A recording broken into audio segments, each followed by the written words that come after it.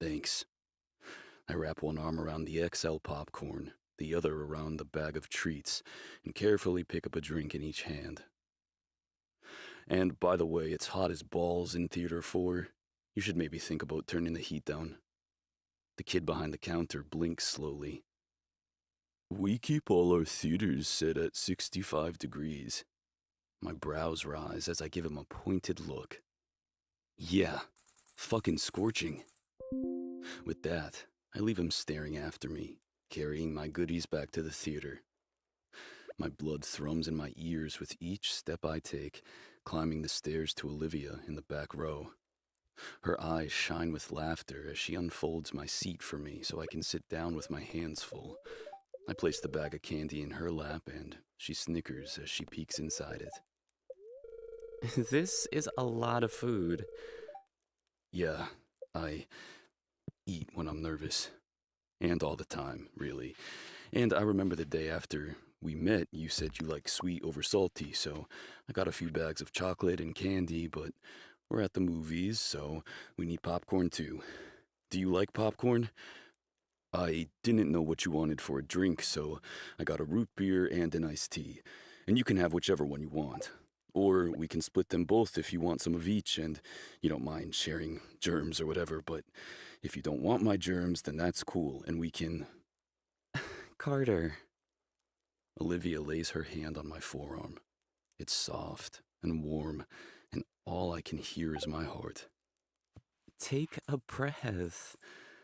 I love chocolate, candy, and popcorn. I like both root beer and iced tea, so I'm okay with either. But we can share if you'd like, because I don't mind your germs. Okay? I lick my lips. Okay. Thank you for this. And thank you for the extra bacon pizza last night. Did you find the most bacony slice? She smiles, and I think my heart stops. I did, but it was hard because there was so much bacon. My dream come true. I asked them to use the real stuff, not the crappy crumble. It was incredible. Okay, I nod. Yeah. Good. The lights dim in the theater, a quiet hum fading to silence that makes my skin crawl as Olivia settles back in her seat and I'm forced to go back to pretending like I don't want to take her face in my hands and kiss her. I'm one of those people that gets completely enraptured in Disney movies. My sister and I spent entire weekends laying on makeshift pillow beds on the living room floor, watching every Disney movie in our extensive collection. It's one of my favorite memories. At nighttime, my parents would cuddle up on the couch behind us, and if we begged enough, they'd agree to let us sleep out there, stay up and watch the movies. I can count the times we made it to midnight on one hand, and more often than not, we each woke up in our own beds. And yet right now, I can't focus on a single thing happening between Anna, Elsa, Kristoff, Sven, or Olaf. By the time we're a half hour into the movie, Olivia sets the treats down on the ground, and I follow her lead, placing the popcorn down too. I can't get my knee to stop bouncing, and I'm itching to do something with my hands, namely hold one of hers. Instead, I yank my toque off my head and plow my fingers through my hair, tugging on the strands. Olivia reaches out, gently pulling my hair free, bringing my hand down to my lap, where she slowly twines her fingers with mine. Okay? She asks on a whisper.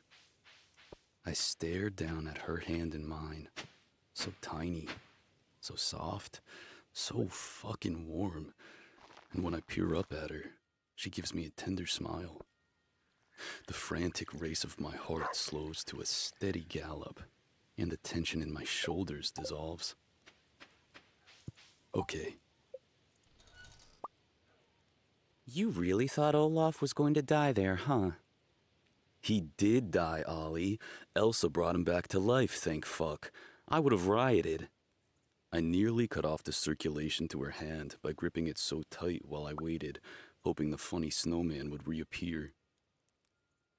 Can you imagine if Disney movies were as cutthroat now as they were when we were growing up? I shudder, squeezing her hand as we head through the lobby of the theater. There was so much drama back then. But it shaped us. I wouldn't be who I was if Scar didn't toss Mufasa off that cliff, you know? I never get over Simba trying to wake him up. I reply as we step into the cold night. Olivia releases my hand, stuffing her toque over her mane of curls and pulling her floppy-eared puppy mitts from her coat pocket. Thank you, Carter. I had a lot of fun. Me too. I'm glad you came. I rock back on my heels, smiling down at her as she smiles up at me. I don't want to say goodbye. She tilts her head down the street. I'm gonna go grab a tea at the coffee shop down the road. Oh, what a coincidence. I was also about to go there and get a tea.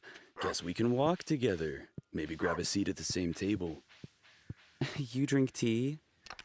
Never. Olivia's eyes shut with her laugh, and I wrap my gloved hand around hers as we start strolling down the street. Fat snowflakes start falling from the sky, clinging to her lashes, the tips of her hair, and she looks kind of like a snow angel. I guess you're used to this kind of winter, huh? We got our asses kicked every winter in Muskoka. She nods. But they were the most gorgeous winters. Towering snow-covered pines and frozen lakes that looked like glass. My brother and I would walk to Willow Beach and play hockey where the lake was frozen solid. Her nose wrinkles. But I think I've grown too accustomed to these West Coast winters because whatever's going on lately with this weather is really doing me in. I'm this close to taking Kara up on her offer to finish the season in Cabo. Nah, you don't want to do that. You'd have to listen to her and Em have phone sex every night. Trust me, it's not something you want to hear. I've been subjected to it for way too long on our road trips. I nudge her shoulder with mine. Plus, that sounds like a lot of days without me, which would ultimately suck for you. Her eyes glitter. Is that so? Yeah, you'd miss me like crazy and your days would be boring as fuck without me making you laugh. Olivia laughs, a soft sound, as I open the door to the coffee shop. It's quiet in here, a few people sprinkled throughout, chatting lowly and sipping on hot drinks. Olivia reaches into her purse, producing her wallet. What do you want? You're not paying. I'm paying. No, you're not. I'm paying. You paid for the movies and the snacks. Yeah, 'cause you kicked my ass in beer pong, by way of cheating. And I owed you a night at the movies. It's the same night, so it counts. Carter. You won't win, Ollie, so you might as well tell me what you want. She frowns, but tucks her wallet away. I'd love a London fog tea latte. Please and thank you. Pulling my wallet from my back pocket, I chuckle. What are you laughing at? Just thinking about the way you kept biting my head off when I tried to buy you a beer the night we met, and then whispered, "But thank you," after each attempt, like you didn't know how to turn me down so aggressively without being polite, too. She bites back her grin, pinning her arms over her chest. You were being an ass that night. I'm an ass most nights. No, you're not. I think you pretend more than anything, until you get to know someone at least. Maybe you're right. I incline my head toward a private table tucked in the back corner. Go sit down. I'll bring the drinks over. I bring cookies and muffins, too. And Olivia looks at me like I have 5 heads when I set everything down on the table. What? If you don't finish it, you can take it home with you. Or I'll eat it. I'm always hungry. Are you still nervous? I shake my head, breaking a ginger molasses cookie in half, sliding the other half over to Olivia. I don't think so. Not anymore.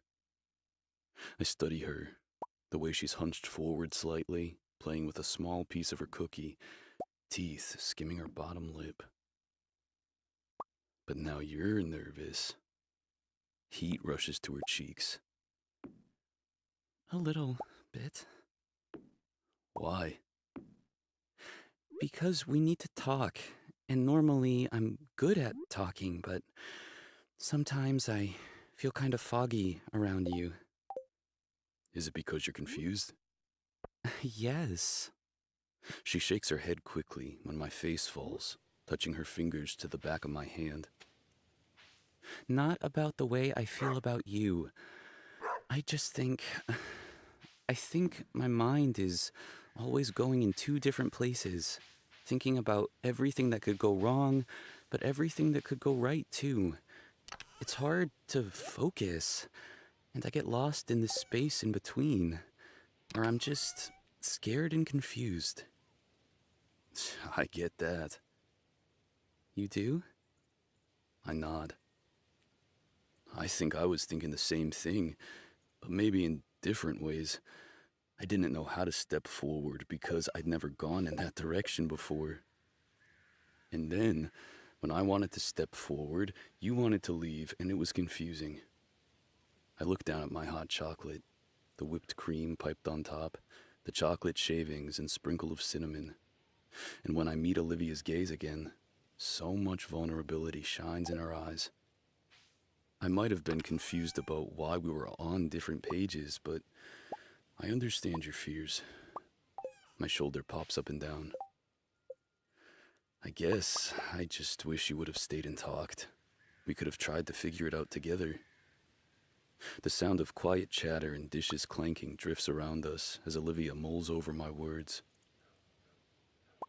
We could have, She finally says. but I honestly don't think it would have been effective, and that's because I couldn't wrap my head around what was happening. I think I needed to step away to evaluate my feelings, how fast and strong they came on, and my priorities, though I wish I hadn't hurt you in the process. The tip of her forest green nail taps on her mug. Could we try to figure it out now? Or is it too late? It's never too late, Ollie. But I think maybe we should take it slow. Or try to, at least. You know, proper dates and stuff, where you can learn to trust me. Her mouth quirks as she nods. I would like that, Carter. Kissing doesn't qualify as slow, though, in case you were wondering. Oh, really? Are we talking innocent pecks, or... Tonsil hockey. Olivia snorts a laugh, my favorite kind, clapping a hand over her nose and mouth. That feels fast to me. Well, you have little legs. It makes sense that you think everything I do is fast. Something for you to work on, I guess. Brown eyes roll as she shifts back in her chair to sling one leg over the other and toss her curls over her shoulder. And you can work on earning your tongue in my mouth. My lids hood as I lean closer. A challenge. I love a challenge. She hides her smile behind her mug. And I love watching you lose. Oh, I never lose all. Right. Just at beer pong. I growl rumbles low in my chest, and when Olivia snickers into her tea, I smile. I really like you, I murmur. Tenderness swims in her eyes as her shoulders drop. I really like you too, Carter. Thank you for being patient with me and giving me some time. The truth is, I think I'd give her anything she ever needed. All she'd have to do is ask. And when we finally amble out of the coffee shop at midnight, strolling hand in hand back to the theater where we're both parked, I wonder if she's what I've been needing all this time. It feels that way. Save me a dance tomorrow? You can have as many dances as you like.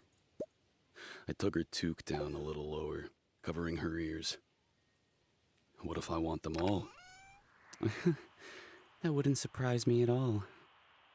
I've never been good at sharing. I brush her hair over her shoulder, knuckles skimming her cheek.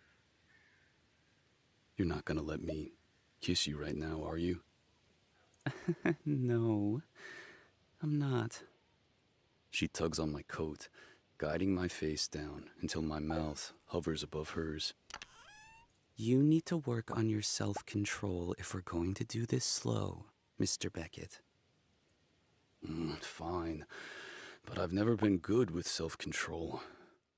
I watch as she climbs into her car.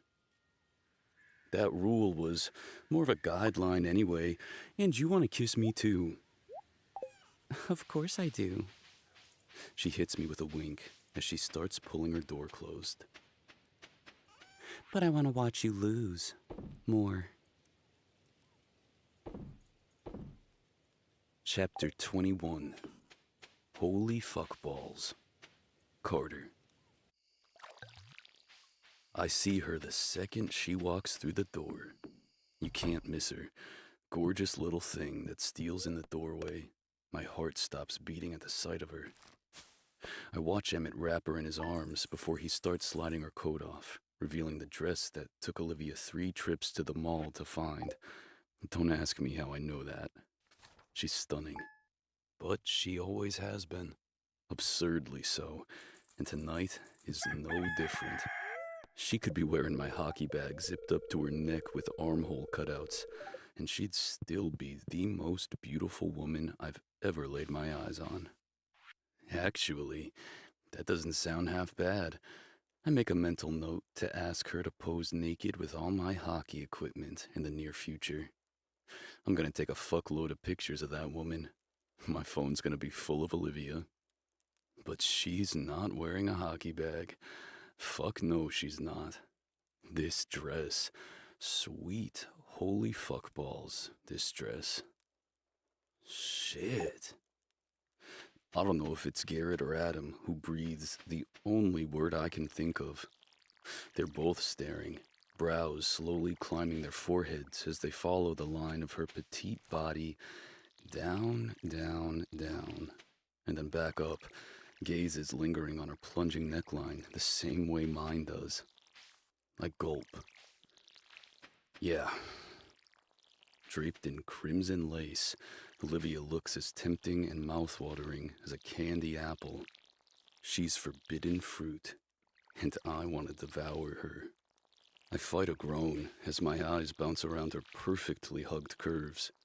The way the lace clings to her waist, slips down her luscious thighs before flowing out around her knees. She's 3 inches higher in those sparkly gold heels that match the barrette in her hair, styled in thick waves tonight. There's an air of confidence about her tonight. Maybe it's because that dress makes her feel as stunning as she is all the time, or maybe because we fixed things last night. Maybe because she's hell-bent on making me lose control, ready to watch with a smile.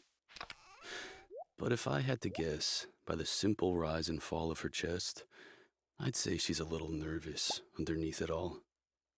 As nervous as I was 2 nights ago when I looked up from the fridge and found her standing there, or when I ran away from her to get snacks at the movies last night. Couldn't control my goddamn pitch and wound up shouting my words at her. I don't think she noticed though, so I'm probably safe. Totally in control. I've got this. I'm not goofy Carter tonight. I'm hard Carter. I'm wearing an impenetrable mask she won't be able to... penetrate? Fuck, I don't know. Now all I'm thinking about is penetration. You know, the good kind. The hot kind. The wet kind. The fist in her hair, make her scream my name kind. Yeah, totally in control. Except, fuck me when she spins and flashes me the red ribbon that threads over the smooth, milky skin on her back. I die a little on the inside. I'm deceased, I mutter, adjusting the quickly swelling lump between my legs. Not now, Sword of Thunder, I mentally tell my dick. Stand down, big buddy. She's dressed to kill. Adam's gaze slides my way. You should probably take that as a sign. She's gonna own this situation. She's in control. He sighs and shakes his hair out. Girls are always in control. I'm in control, I growl lowly. Because here's the thing about me. I'm persistent, fierce, voracious, and so boldly confident. When I set my sights on something I want, I don't rest until I've got it. Olivia Parker is no different. I may have had her once, but only once will never be enough. Not with her. I want her over and over again. I want to fucking own her, make her mine, every damn inch of her, for nobody but me. I'm aware that's a little caveman of me, but here's the other thing. I don't fucking care. Except then Olivia peeks at me from over her shoulder, dark lashes fluttering, and she slowly, so damn slowly, skims her fingers over the curve of her hips, the swell of her round ass, the dip of her teensy waist, all while her lower lip slides between her teeth. Fuck. I'm not in control. I'm not in control at fucking all. Olivia. Oh, holy fuck balls. Don't look, don't look, don't look. He's in a suit. A full suit. 3-piece, midnight blue. My God, it could not fit him any more perfectly. Hugging his broad shoulders, tapered around his sharp, lean waist. Holy crap, those thick, muscular thighs.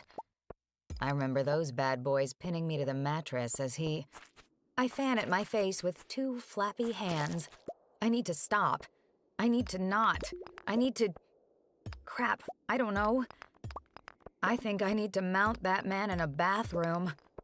My head cranks, looking for said bathroom. Hot? Kara asks, leaning down to whisper in my ear. She's stunning tonight in her skin-tight white lace, the female equivalent to Carter. They're both otherworldly beings. It's not fair. Yep, super hot in here. Is the furnace on? You should ask them to turn it down. Air conditioning, maybe. Hot.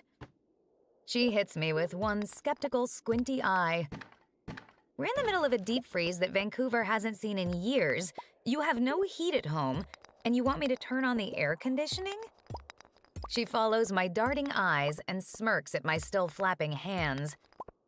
Maybe you need someone to put out your fire. Huh? I snap my head in her direction and then back at Carter. My eyes nearly roll out of their sockets when he catches me staring and unfortunately flapping, so I yelp and grip Kara's arms. Help me, I'm supposed to be in control. He's the one that's supposed to give in. No can do, Livy Pie. I don't have the body parts required for the kind of help you need. I'll tell you what I can do, though. She stops a waiter with a tray of champagne, pours one glass into another, then repeats.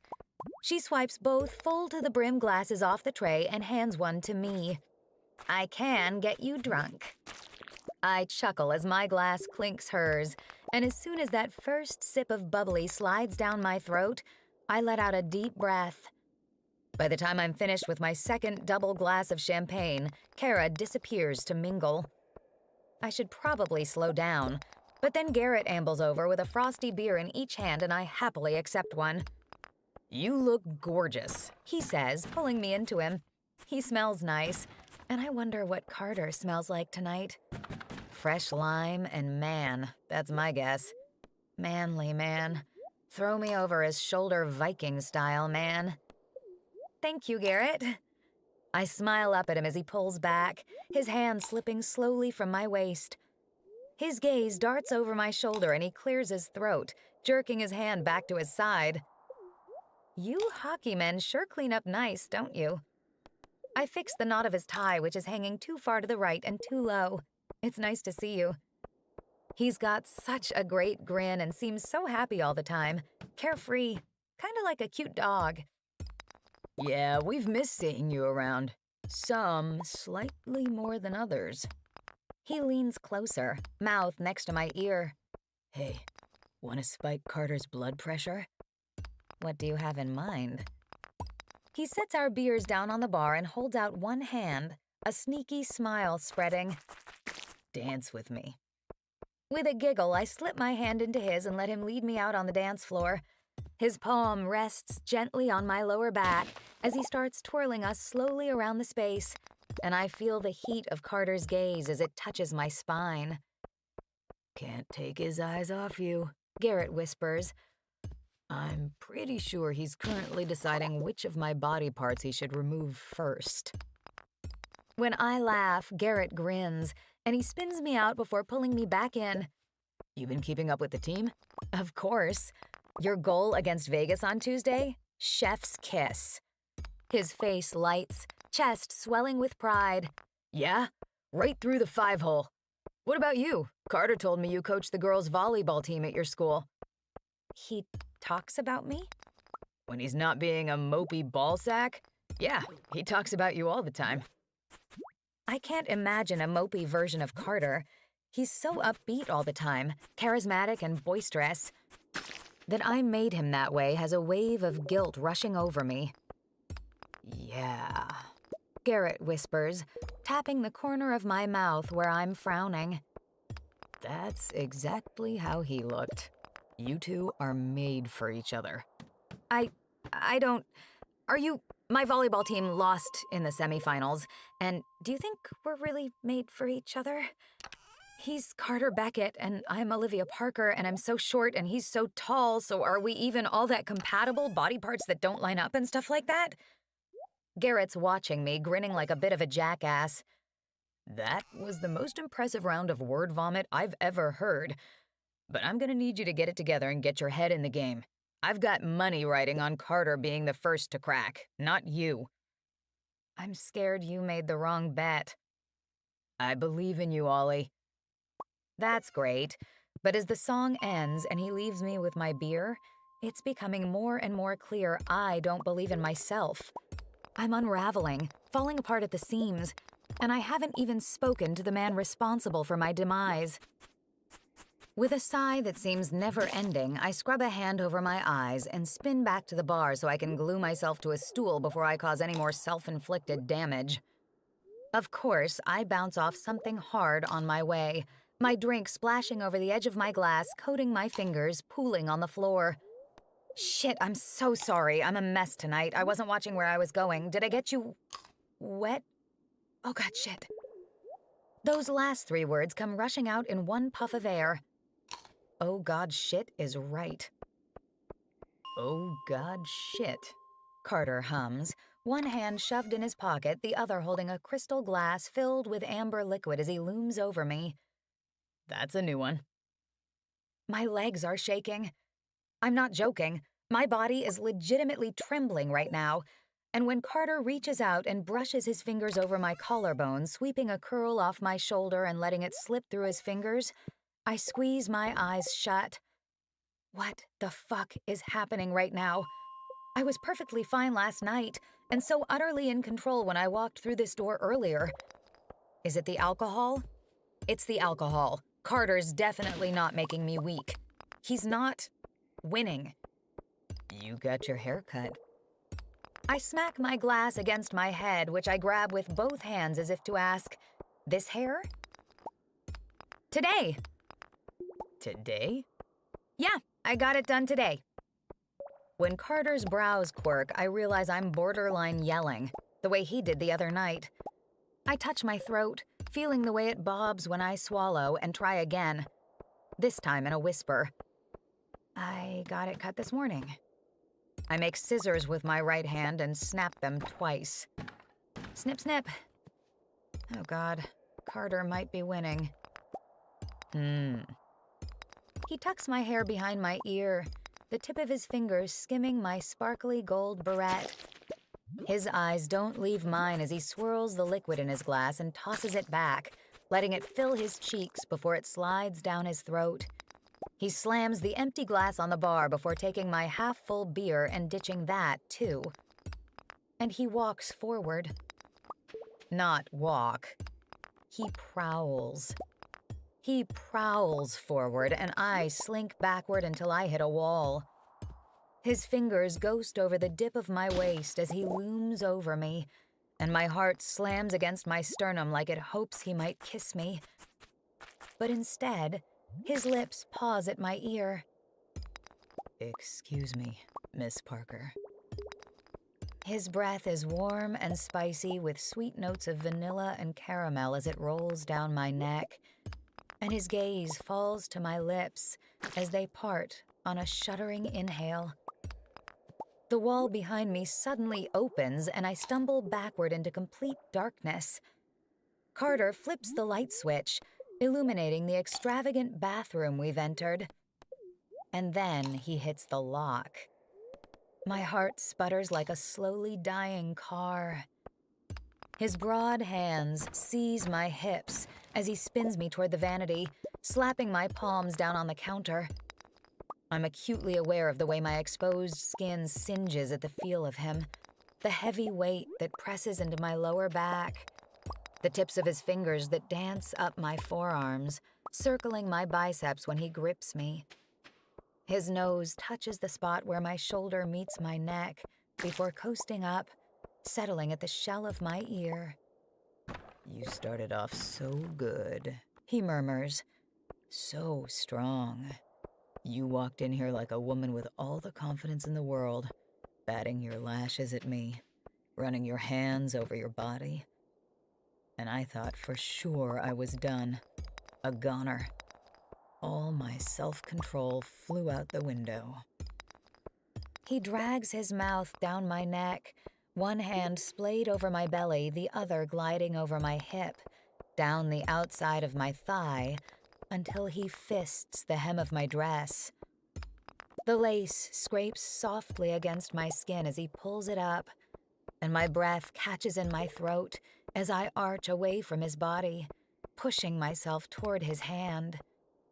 Fuck control and fuck slow. I just want him to fuck me. I feel his smile against my shoulder, and when my eyes meet his dark ones in the reflection of the mirror, I know he's got me. He knows too. But then you gave yourself away. You're adorable when you're a mess. You know that?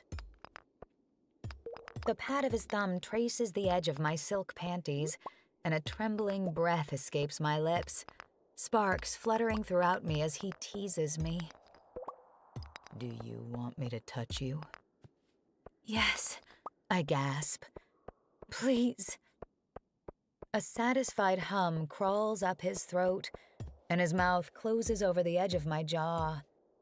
I sink into him, fingers finding his perfectly styled waves. Then he pulls back, taking his scorching touch with him, leaving me gaping in the mirror. I twist, watching in horror as he adjusts the lump in his pants, straightens his tie, and fixes his hair. "What are you doing?" He inclines his head toward the door. "Heading back out there." "But you said... I said..." His large hand brackets my jaw. "You said you wanted me to touch you. And maybe I will. Tomorrow." "Tomorrow?" "After we go for lunch." Lunch?" He nods, tucking his phone in my hands. "Address, please, so I can pick you up tomorrow for our date." Now, Olivia."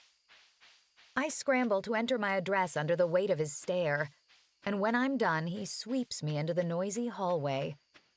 Tipping my face up, he presses a tender kiss to the corner of my mouth. "You're absolutely fucking stunning, Miss Parker." Kara launches herself through a horde of people as I watch Carter disappear. She grips my shoulders and gives me a shake, making my head bobble. "What the hell just happened? You guys were in there for like 10 minutes. Her gaze travels down, noting my flushed cheeks, my rumpled dress. "Oh my God, you had sex in the fucking bathroom. I knew it." Her head cranks as she yells into the crowd, Garrett, you owe me, Em, and Adam $100 each. Fuck that! He screams back from the abyss. There's no way she gave it up that quickly. It's been 3 hours, and I'm wondering when Carter's going to cash in on the dance he made me promise him last night. There's no shortage of hockey players who want to dance tonight, that's for sure. I've been spinning around the dance floor all night with very few breaks in between. But the man I really want to dance with seems perfectly content to watch me from afar. I'm exhausted, a little dizzy, and tipsy enough that I can't stop giggling. If he doesn't ask me to dance soon, I'm going to be asleep in the coat check closet. All he's given me is lingering stares, smiles hidden behind the rim of his glass, grazing touches over the small of my back as he leans around me at the bar to order a new drink. I'm on edge, which is exactly where he wants me. Your feet must be killing you by now, Adam says as we sway back and forth, my hand in his. Have you taken a break? You guys don't seem to have that word in your vocabulary. He laughs. Fair enough. I can't wait to get home, throw these heels in a closet, and climb into a bubble bath. With a good book and a glass of wine? Maybe sans wine. I'm sure my flushed cheeks say it all. I've had my fair share tonight. Adam twirls me out and pulls me back in. Humor shines in his eyes as they lock on a spot over my shoulder. I love making that man jealous. He moves us in a slow circle, positioning me so that I can see Carter, who's perched against a wall with a handful of his teammates. His eyes bounce around me and Adam, the positioning of our hands, which is pretty damn innocent. The man has a girlfriend, though she's not here, before coasting back to me. A crooked grin blooms on his face, pulling in his deep dimples, and he sets his glass down, straightening off the wall. Adam chuckles. About damn time. He's been trying to convince us all night he's in control. His blue gaze dips to mine, his smile so full of kindness. I'm really happy you two are giving this a go. He's been hung up on you since day one, singing nonstop, grinning like an asshole. He's so damn excited to spend time with you tomorrow. The rest of us are excited for him to stop whining. Don't listen to Adam. Carter's low voice rumbles behind me. He doesn't know what he's talking about. He texted us all literally the second you drove away last night, Ollie. Trust me. All right. Carter steps between me and Adam. Enough of that. My turn. I was beginning to think you weren't going to cash in on your dance, I say, as he hauls me against his chest, one hand on my back, the other holding mine. I wanted to be your last. Your friends are tattling on you. His forest green eyes gleam. Maybe they're full of shit. Maybe. I twine my fingers in the waves at the nape of his neck. But I don't think they are. I think you missed me. And I think you bragged about last night to your friends. The corner of his mouth quirks.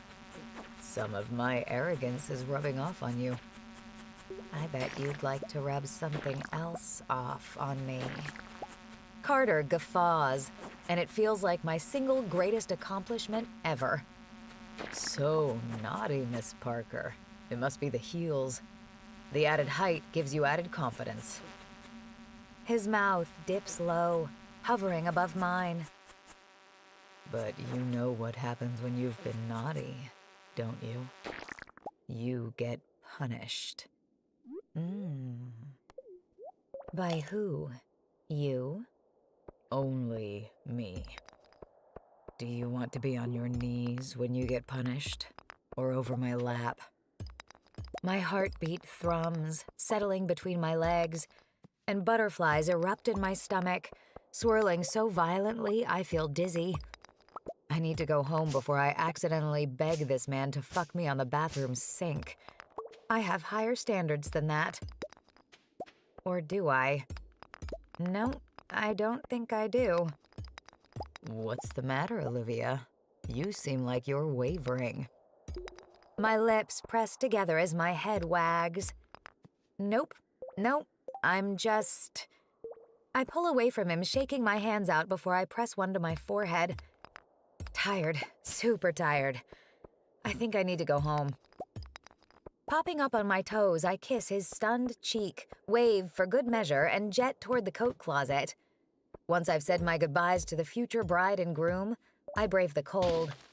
There's a fresh dusting of snow covering the sidewalks, kissing my toes, and my teeth clatter as I pull up the Uber app on my phone. A lavish limo stops out front, idling by the curb. And when the driver opens the back door and gestures inside, my brows inch toward my hairline. I point at myself and he smiles, nodding. I wave a flailing hand through the air. Oh, no, you must have me confused with someone else. I'm about to order an get in. Carter tugs my phone from my hand, sweeping me toward the limo with his hand on my back. But I get in the car, Olivia. His leather-gloved thumb brushes my trembling lower lip. Your toes are going to fall off, and I want to make sure you get home safe. Yeah, okay. My head's bobbing, but my feet aren't moving.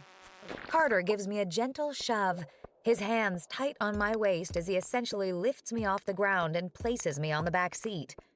He slides in next to me, spreading his legs, and when he recites my address into a speaker, I resist the urge to snort. Are you checking to make sure I didn't give you a fake address? You wouldn't do that. You like me too much. Rolling my eyes and crossing my arms, I stare straight ahead at the divider that hides us from the driver, pretending not to notice the way Carter lays his gloves in his lap and proceeds to fuck around on his phone. But 10 minutes in, he hasn't paid me a damn bit of attention, while I'm stuck in this steel box with him. And if I don't get to be in control, neither does he. Are you seriously checking the sports updates right now? A sneaky smile tugs on his lips. No. You're being an ass. You don't mean that. I sling one leg over the other. You're right. You don't know how to look at or talk to me without losing control. I get it. This is easier for you. There it is. He tucks his phone in his coat pocket and swivels my way. Electric green eyes drop to my lips, and as he moves toward me, my breath snags in my throat. You saying I don't know how to play the game, Parker? Apparently not this one, Beckett. Think you can play better than me? Isn't that what I've been doing? His palm hits my collarbone, shoving me down to my back, and his hands slap to the leather seats, bracketing my head as he hovers above me. He drops his hips to mine, and the heat of his touch burns my skin as he skims his hand up my thigh, slipping it below my dress. He trails slow, wet kisses up the columns of my throat, nipping the edge of my jaw, lingering at my ear. Prove it. A raw ache unfurls between my legs as he pulls away, grazing his thumb over my silk panties, the throbbing nub below. He sinks back in his seat, looking way too damn pleased with himself, smiling down at the motherfucking sports updates again. The car rolls to a stop not 10 seconds later, and before he can open his mouth, I jump out of the car, slamming the door behind me. Ollie, he calls, chasing after me.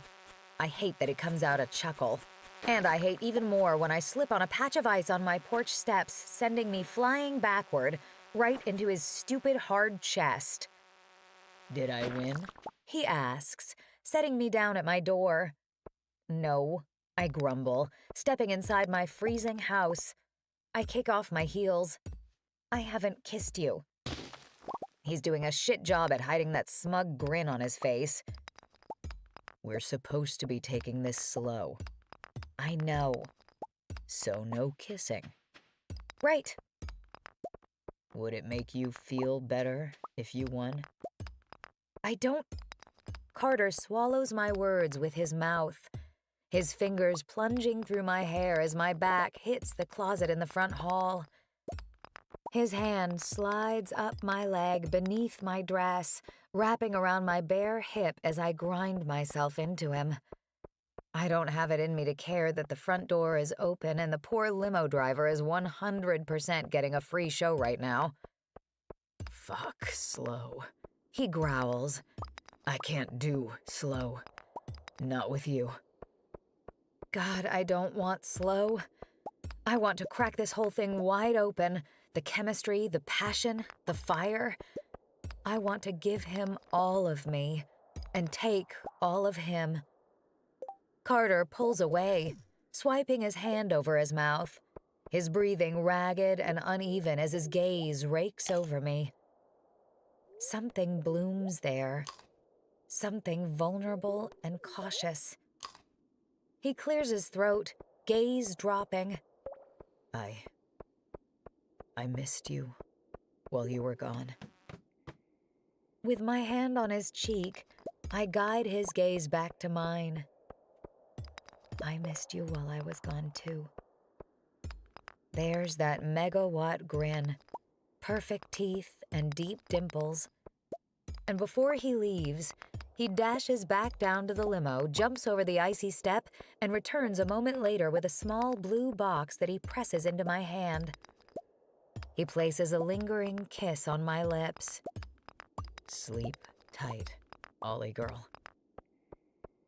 Once I'm makeup-free and warm and snug in my fuzzy socks and pajamas, I stand over the kitchen counter and lift the lid on the blue box.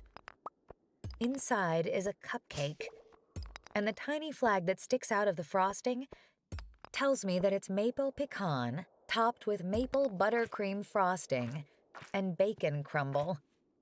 There's a small note taped under the lid. I got you the most bacony one.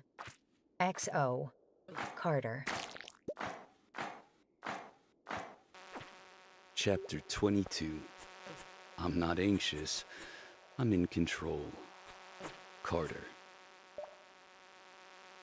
Stop smiling like a jackass. You can't prove shit, old man. Hank finds my face, covering it with his hand and shoving it away.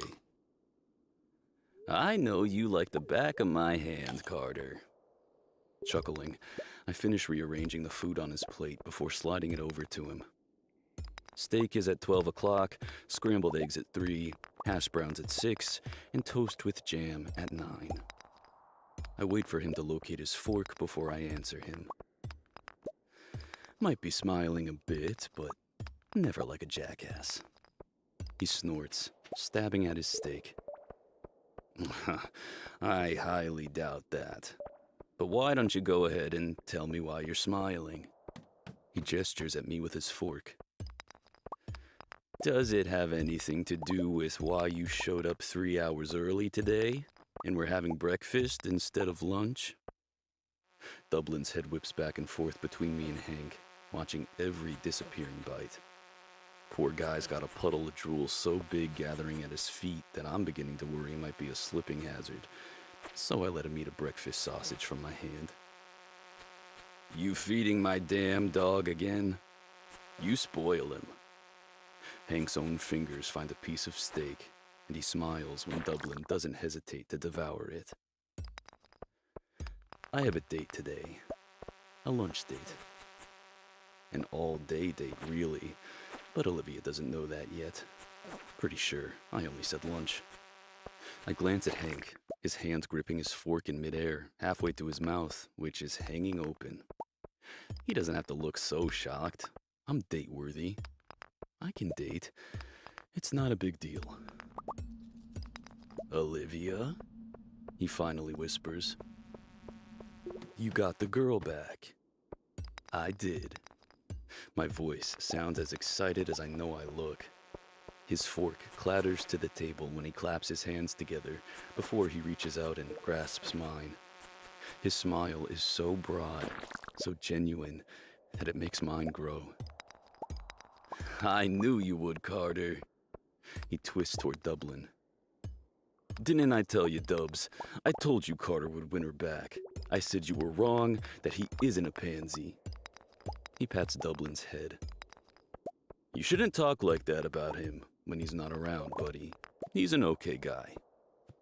I roll my eyes, grumbling under my breath. Did you kiss her? Mm-hmm. Didn't mean to, though. A perfect example of how in control I am. Which is to say, not at fucking all. Frankly, it's a miracle I didn't fuck her in the bathroom at the party. The scrap of silk she was wearing between her legs was a sorry excuse for underwear. What the hell do you mean you didn't mean to? Who doesn't mean to kiss a beautiful lady you're trying to win over? He crosses his legs, kicking me in the knee in the process. Pretty sure it's deliberate. Why didn't I mean to kiss her? That's a good question. Oh yeah, 'cause I'm trying to remind us both who's in charge. Right. Except, I'm not sure it's me. I think it might be her. Pretty damn sure it's her. I'm trying to take control. Hank snickers into his napkin. It spirals quickly, and suddenly he's keeled over the table. Everybody in the diner looking to see what's so funny. Control? You? A man? He slaps a palm down on the table. Shit, I've never heard something funnier. Carter, let me tell you something, son. Leaning on his elbow, he braces his hand out between us, pointing my way. In a relationship, the only person ever in control is the woman. She always, always, always, always has the power. She owns you and those dangly things between your legs. He cups both hands side by side around imaginary balls, I presume. Leaning back in the booth, he sighs. The sooner you realize that, the better. I don't think so. I did a pretty good. No, you didn't. You kissed her even though you didn't mean to. Why? Because she has the power. Because you took one look at that pretty face and you crumbled to the floor at her feet. And you always will. Because you'll put her before anyone and everything else. Well, that's kinda scary. Hockey's my number one. Or I guess my family is, and hockey's a real close second. Still, could Olivia be as important? Could she overtake hockey? That's a stupid question. She already has. It's evident in the way losing her before I really had her fucked with my game. And that's scary because we weren't even together at that point. There was no us. Only a blatant lack of us. When do I get to meet the special lady? If I want to keep her around, I swipe my rye toast through my egg yolk and pop it in my mouth.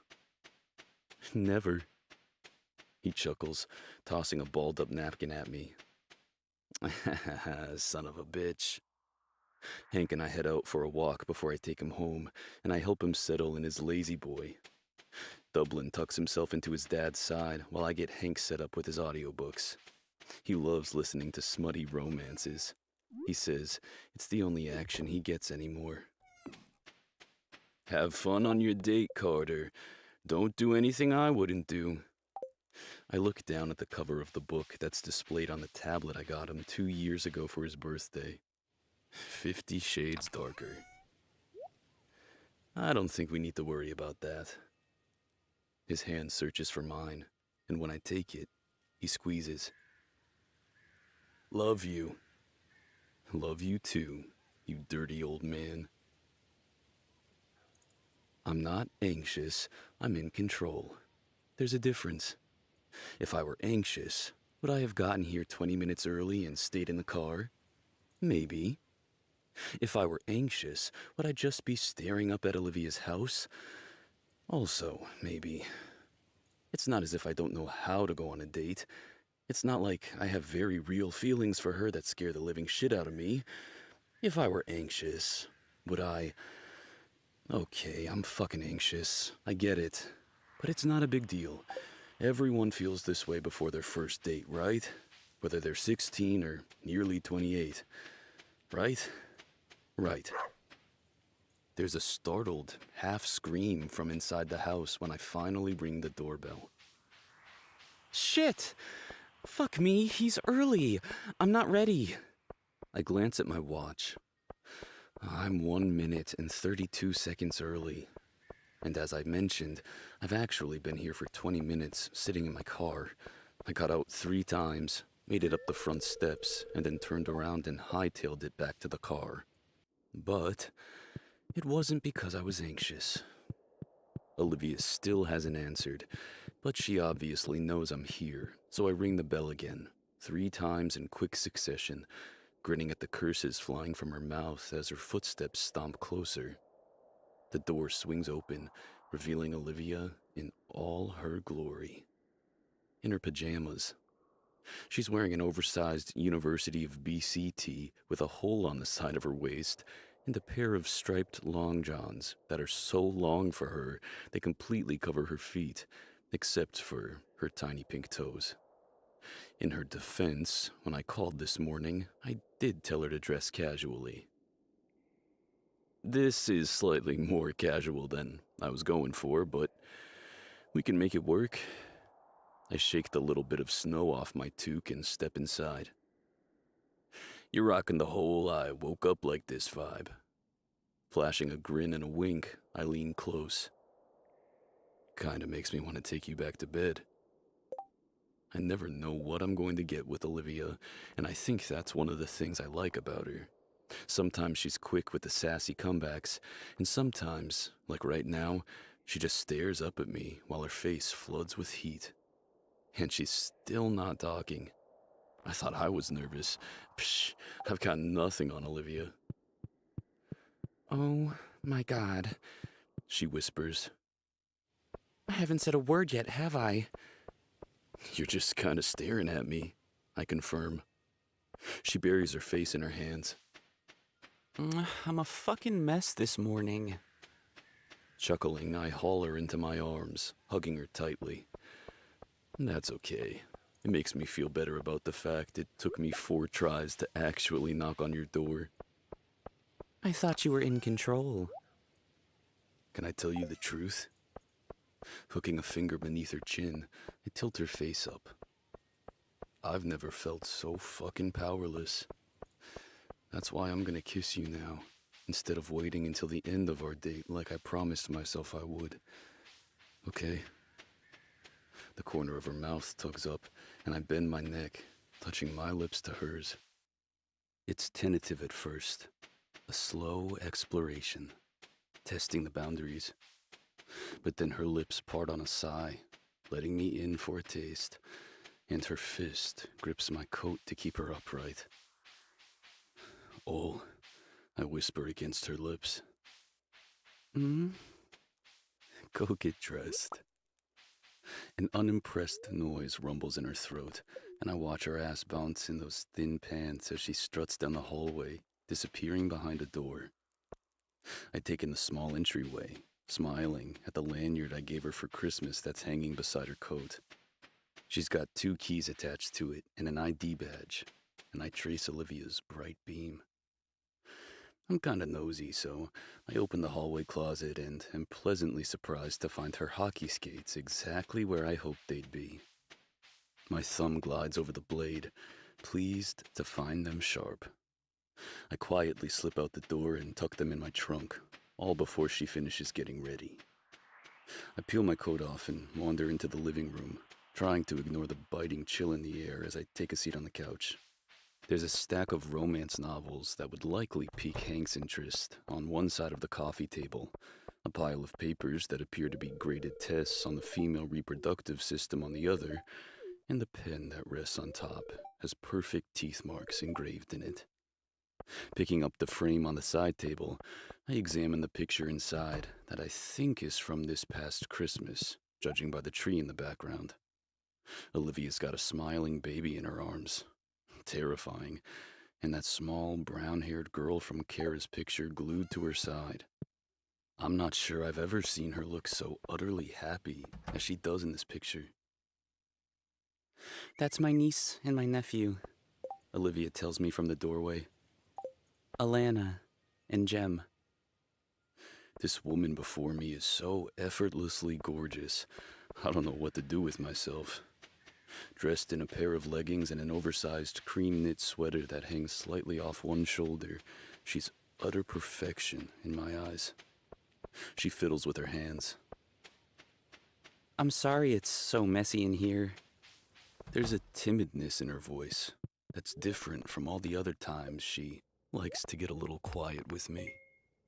A vulnerability that lets me know she's ready to start letting me in, and I have a feeling I'm about to see some pieces of her I've never seen. What doesn't sit right with me is that she seems worried that I might not like all of her once I know her. I pat the cushion beside me. Come here, Okay. she whispers, but her feet remain rooted firmly in place. 1 foot in front of the other, I tease. Her grin is broad and beautiful, goofy. She slaps a hand to her forehead before she ambles on over, and as soon as she's within reach, I pull her down to me. I know we talked on Friday night, but I think we should air everything out so we can start fresh and keep on with those explosive kisses. Yeah? I give her hand a squeeze when she doesn't answer. Ollie. She blinks, jolting. Oh my god, I answered in my head. Yes, I want to kiss you. Oh crap. Her eyes widen and she jerks her hands back. I mean, I want you to kiss me. No, She grips her own face. talk. I want to talk. Oh fuck, this is awful. You're fucking adorable when you're nervous. I took a loose spiral behind her ear. I just need to know how you're feeling, I'm scared. she admits. Scared that your feelings are temporary when I know mine aren't. I spent nearly 2 weeks trying to convince myself they were temporary, to let go of them and let go of you after you walked out. It didn't work. I think they got stronger somehow, and that was really confusing for me, especially when I thought you were on a date. I didn't know why it was so easy for you to move on, but impossible for me, It was just Alana, she assures me. my niece. She spends the weekend here sometimes, and we go on all these dates, like out for lunch and to the movies. Kara told me. If I'd just asked. I scratched the back of my head, heat rushing to my ears. Are you mad at me for what I did? Olivia covers my hand with hers. No, Carter. I know you didn't do anything, that you were hurting and you were trying to fix it. I was so disappointed in myself. A dull ache thuds in my chest, leaving me exposed. Just for thinking about it, for considering it for even a minute. I didn't know how to handle what I was feeling. Everything was so new. Sounds like we both need to be a little more patient with ourselves. I watch our fingers tangle together. I want to date you, Ollie. I want to take you for dinner and go see Disney movies and dedicate my goals to you without feeling bad about it. I want us to give this a real shot. Her gaze is steady, assessing. That's a big change for you. One I'm ready to make if it's me and you. White teeth graze her pink lip. I'm kind of an all-in type of person, Carter, which means that I have to be able to envision a future with someone before I decide I can take the next step. It's why a genuine connection is so important to me, and I feel like I have that with you. So if that scares you, I just want you to know. I think about the lanyard hanging by her front door. I went shopping on Christmas Eve, the day after the fundraiser, because I knew I wanted to get her something. But beyond the gift, it was the words I wrote that meant the most to me. I was looking forward to the new year because I was looking forward to a year with her in my life. I'm all in. As long as it's you, I'm all in with. My lips meet hers with a gentle, sweeping kiss, and when she sighs, I break away, hugging her to me. Are you still scared? She trails one finger along my collarbone. Yes, What are you most afraid of? falling. She answers quietly and without hesitation. My thumb skates across her lower lip. I'll catch you. Promise? Bringing her to me, I sear her with a kiss that feels every bit like a future I never knew I wanted. Promise. Chapter 23. I've been cock-blocked. Olivia. I'm sure countless women would love to be on the other end of Carter Beckett's undivided attention, but I'd be lying if I said it wasn't a little intimidating without that shot of boozy confidence I normally have when we're together. It was easy on Friday when he was a hot mess, but I think I'm the hot mess today. Also, he's watching every single bite of food I put in my mouth, which is kind of uncomfortable. Excuse me? Carter's eyes flick over my shoulder at the interruption. I glance over it to find a group of college boys standing there fumbling with their phones. Can we get a picture? This is the fourth group to ask. Carter's response has been the same every time. Absolutely. I'm having lunch with my girl right now, so I'll catch you on the way out. He finishes with a wink and covers my hand with his. The hand covering is new. I suspect it's because they're young enough that Carter feels the need to claim me, which is ridiculous. They want him, not me. Also, I'm still reeling over the my girl. 4 times he's said it, and 4 times my heart has free-fallen from my chest and settled between my thighs. If this man doesn't get inside me at some point today, I'm going to implode. I'm halfway through my meal, which means our date is almost over. The impending implosion is starting to seem fairly likely. I try not to blush as the boys walk away murmuring about Carter Beckett having a girlfriend. I'm not his girlfriend. We're dating. And if it goes well, maybe we'll put an official label on it soon. No pressure, though. None at all. If he wants, or whatever. Stop blushing. Carter mumbles around the last bite of his giant burger. He shovels a forkful of poutine into his mouth before pointing his fork at me. And whatever conversation you're having with yourself in your head, cut it out. Don't tell me what to do. He grins, leaning forward and crooking his finger at me, and I meet him in the middle because there's no stronger magnet than Carter Beckett. If you're trying to get me riled up so I'll take you home and fuck you, it's not gonna work. He kisses my surprised pout before sitting back and draining his beer. You gonna finish that? The pump of his brows is aimed at my plate. I tug my plate closer. You think you can tease me and then steal my food? You have no idea who you're dealing with, Beckett. He hums, wiping his hands off on his napkin before they disappear beneath the table, and I yelp when he tugs my foot into his lap. His fingers do a torturous coast up the inside of my thigh, and I stop breathing when one of them runs up the seam of my leggings. There may be a tablecloth hiding his indecency, But that's not going to stop me from hoofing this man in the junk if he takes me any further right now.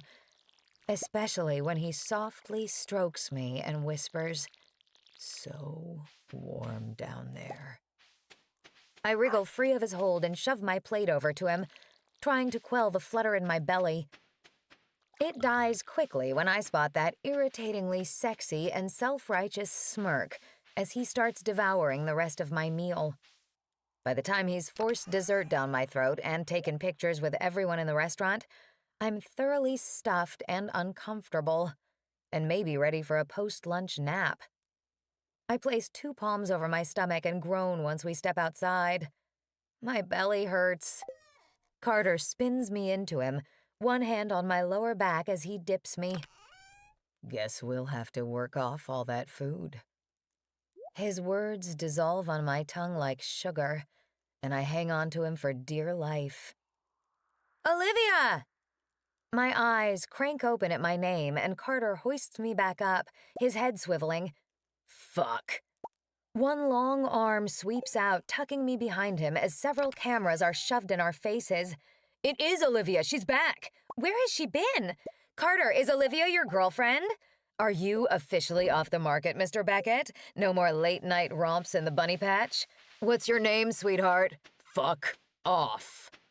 Carter's growl is a warning that makes the skin on the back of my neck pebble. You don't get her last name. You don't get shit.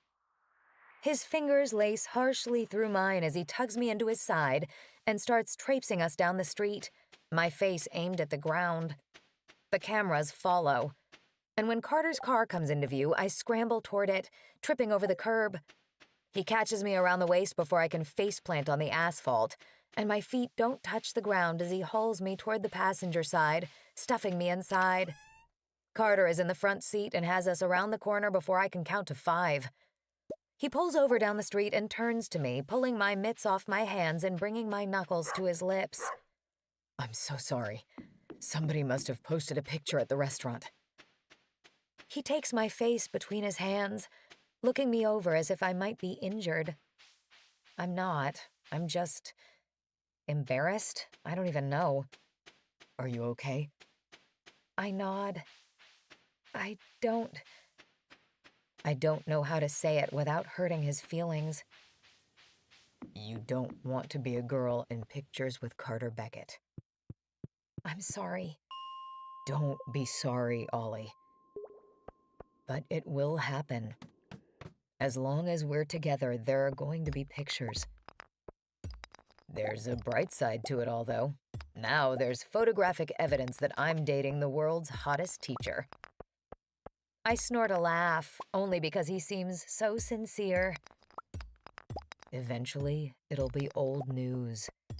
The more we are together, the more boring I'll be to them. I can see it now. He swipes a hand through the air in an arc. Carter Beckett, seen for the 10th night in a row with hot-as-hell high school teacher. He squeezes my hands. Trust me, princess. It'll get boring fast. My nose scrunches. I'm not a princess. He hits me with a wink, shifting the car back into gear. You're my princess. I roll my eyes to distract from the fact that I might like that ridiculous nickname. What are you doing for the rest of the day? It's my not-so-subtle way of asking if our date is over. You? I'm not taking you home until bedtime. His playful gaze slides my way. That okay with you, princess? I lift a lazy shoulder. I guess. A grin ignites across his face, but before he can call me out on my bullshit indifference, a shrill ring fills the car, and the screen on the dashboard lights up with the name Hank. Carter's brow furrows before he accepts. Hank? What's up, buddy? Miss me already? Carter. Poor Hank sounds old and possibly in distress. You still on your date? Just heading to our second destination. Carter flashes me a devilish smile and winks again. What's going on? You okay? Hank sighs. I'm sorry. I don't mean to interrupt your date. Hi, Olivia. Hi, Hank. I push out after a moment of stunned silence. He knows my name. Carter, I took a little tumble getting out of the shower. Shit. Carter looks over his shoulder, hits his blinker, and turns left from the right-hand lane. Are you hurt? I don't think it's anything serious, but I'm having some trouble getting up on my own. Could you maybe... Already on the way. We'll be there in 10. We get there in 7 because Carter drives a shit ton on the erratic side. He enters the 5-flight apartment building with a key, and once we ride the elevator up to the top floor, he uses another key to enter the suite. Hank? Carter doesn't bother removing his shoes as he storms through the small apartment. I follow him, crashing into his back when he comes to a sudden stop. Are you fucking kidding me, old man? A man, Hank I presume, with a full head of fluffy white hair and weathered blue eyes grins up at us from where he appears to be entirely too relaxed, a whole lot amused, and awfully proud in his easy chair, the cutest dog I've ever seen curled up at his side. Tricked ya. You're too damn gullible. Hank rights the chair, carefully climbing to his feet. The golden retriever jumps down to his side, and Hank reaches for a long stick with one hand, holding the other out toward Carter, who steps forward and takes it in his own, but not before giving the man a playful punch to the shoulder. It's at this moment I realize that Hank is visually impaired. Wanted to meet the beautiful Miss Olivia before you have a chance to mess it all up and scare her away. Your confidence in me is inspiring. Carter rolls his eyes, leading Hank over to me. I hoped to hold off on introducing you to him, Ollie. I didn't want you to know I keep such terrible company. But Hank likes to do whatever the hell he wants. I arch a brow. Like someone else I know. Ha! I like her already. Hank elbows Carter's hands away and reaches forward. I slip my hands into his and he squeezes, stepping into me.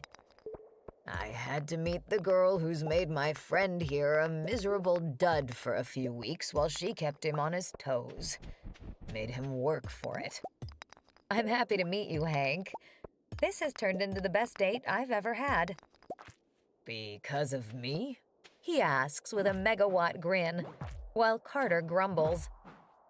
Why else? The dog at his feet whines, staring up at me with melty chocolate eyes. May I pet your dog, or is he working? Hank waves me off. Dublin's never really working. Laziest guide dog you've ever met. Go ahead, Dubs, get your kisses. Dublin drops to my feet, rolling around, that pink belly begging for rubs, and I sink to my butt so I can give him all the loving. Dublin? Like Ireland? Yeah, Hank says with a wistful smile, running his hand down his chest. Reminds me of my sweetheart. Carter hands me a frame with a black and white wedding picture. The bride and groom couldn't be more in love. That much is obvious by the way they're laughing, the laugh lines around their eyes. He plops another photo in my lap, this one colored. I recognize Hank's face, his fluffy hair, though it was light brown back then. Carter taps on the beautiful redhead tucked into Hank's side in the photograph. This is Hank's high school sweetheart. Ireland? Hank nods proudly, eyes misty. Beautiful, ain't she? She saved my life. And mine. Carter's hands are in his pockets as he toes at the floor with his shoe.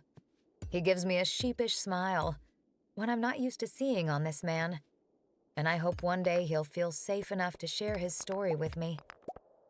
I trail a fingertip down Ireland's long ginger waves. She's got the most gorgeous smile. I remember the exact shape of her lips and the tiny dimple she had just off to the right of her mouth.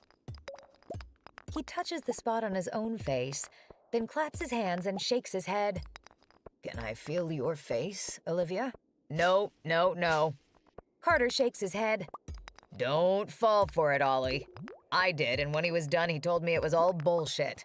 Just wanted to see how gullible I was, which, as it turns out, is very. You're no fun.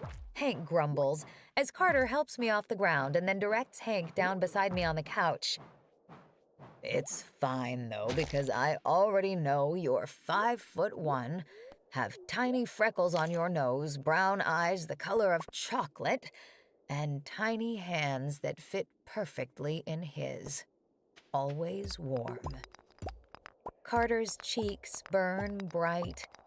He's so cute it hurts. Hank's fingers find my braid, twirling the end of it. He twists to Carter. What color? Describe it to me. Carter's emerald eyes shine with a soft smile as he drinks me in. Dark brown. Like rich, smooth coffee. The kind that wakes you the hell up, that you crave in the morning and all day long. His gaze drifts down my face before coasting to a loose curl that brushes my cheek, and eventually lingering on my lips, with a little bit of caramel drizzle that leaves you licking your lips, begging for another taste. Oh, crap. I'm horny. My lady bits are tingling. Good description. Hank lays my braid back over my shoulder. Smells like banana bread. Right? Carter throws his arms out in front of him. Thank you. Well, can you squeeze some time with this old man into your date? I made snacks. He gestures to the coffee table where a bowl of Doritos and a platter of Oreos sit. I like Hank. Carter checks his watch. Well, we're already too late to make the movie. Movie? I question. We watched it on Friday. The grin he wears has my heat crawling up my neck. Trust me, gorgeous. We weren't gonna watch it this time. Aha! Hank claps a hand to Carter's knee. That's my boy. He sinks back against the cushions, throwing his arms around our shoulders. Guess you're stuck with me this afternoon. I've never been a cock block until now. Don't get used to it. Carter mumbles around the Oreo he's licking the icing off.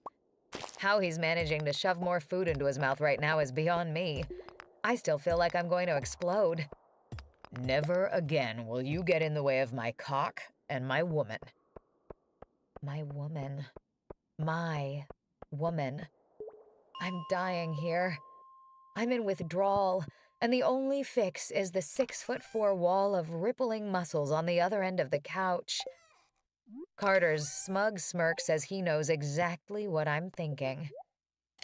Isn't that right, princess?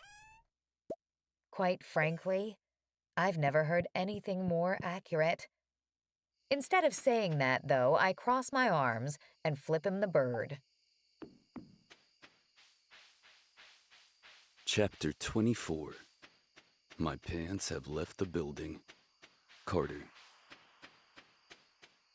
By the time we leave Hank's, the sun is already beginning to dip into the horizon.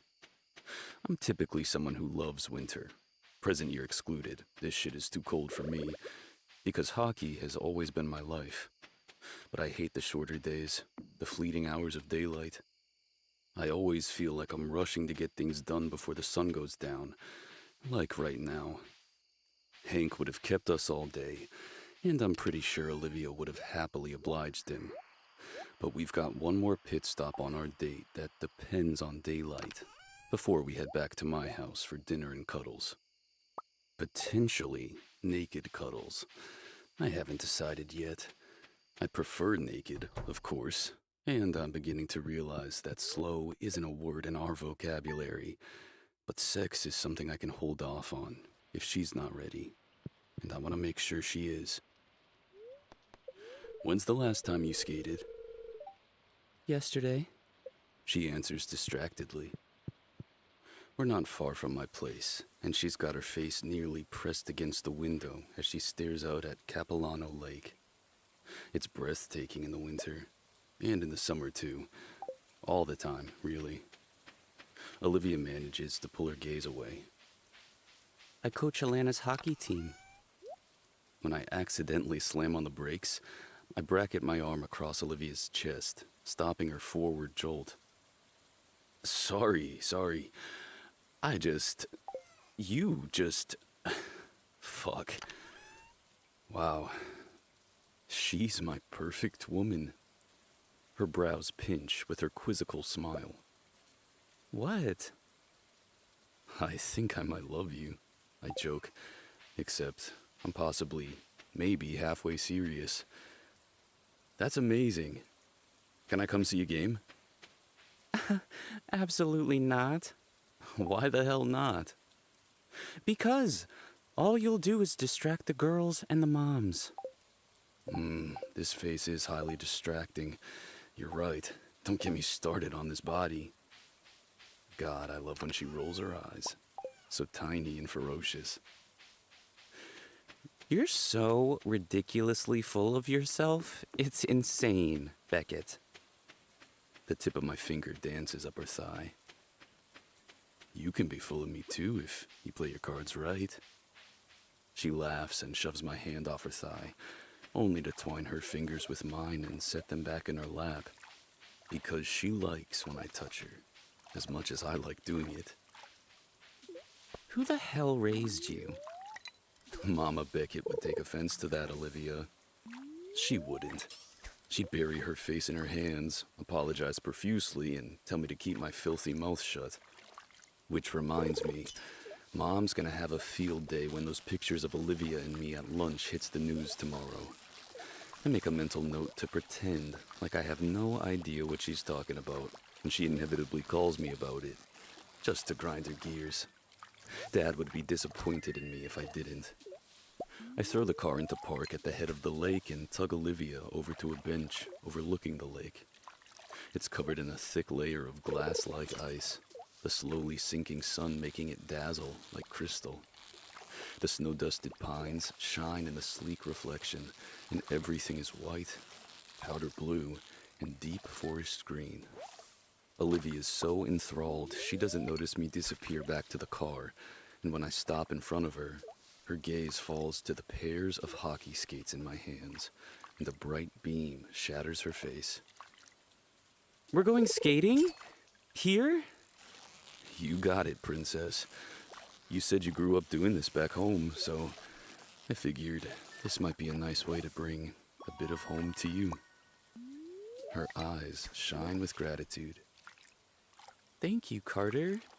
This is hands down the best date ever. My chest puffs with pride. I knew I'd kill my first date. First date ever? High school counts, Carter. I didn't have time for dating in high school. I was too focused on training. Probably could have made time, but I have no regrets. If I had, I might be stuck in a miserable relationship like Adam is right now. Him and Courtney have been together since they were 17, and we all see how well that's playing out years later. No fucking thanks. Plus, my raging teenage hormones, insanely good looks, and charismatic confidence, which some label arrogance, got me through high school just fine without a steady girlfriend.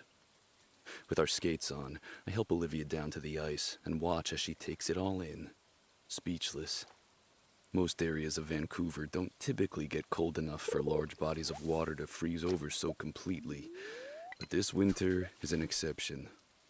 Right now, as Olivia twirls slowly, gazing with wonder out at all this little slice of heaven has to offer, I couldn't be more grateful for the cold. I've never seen something so beautiful, Olivia whispers. The smile she wears is so dazzling, it hits me right in the stomach like a sucker punch.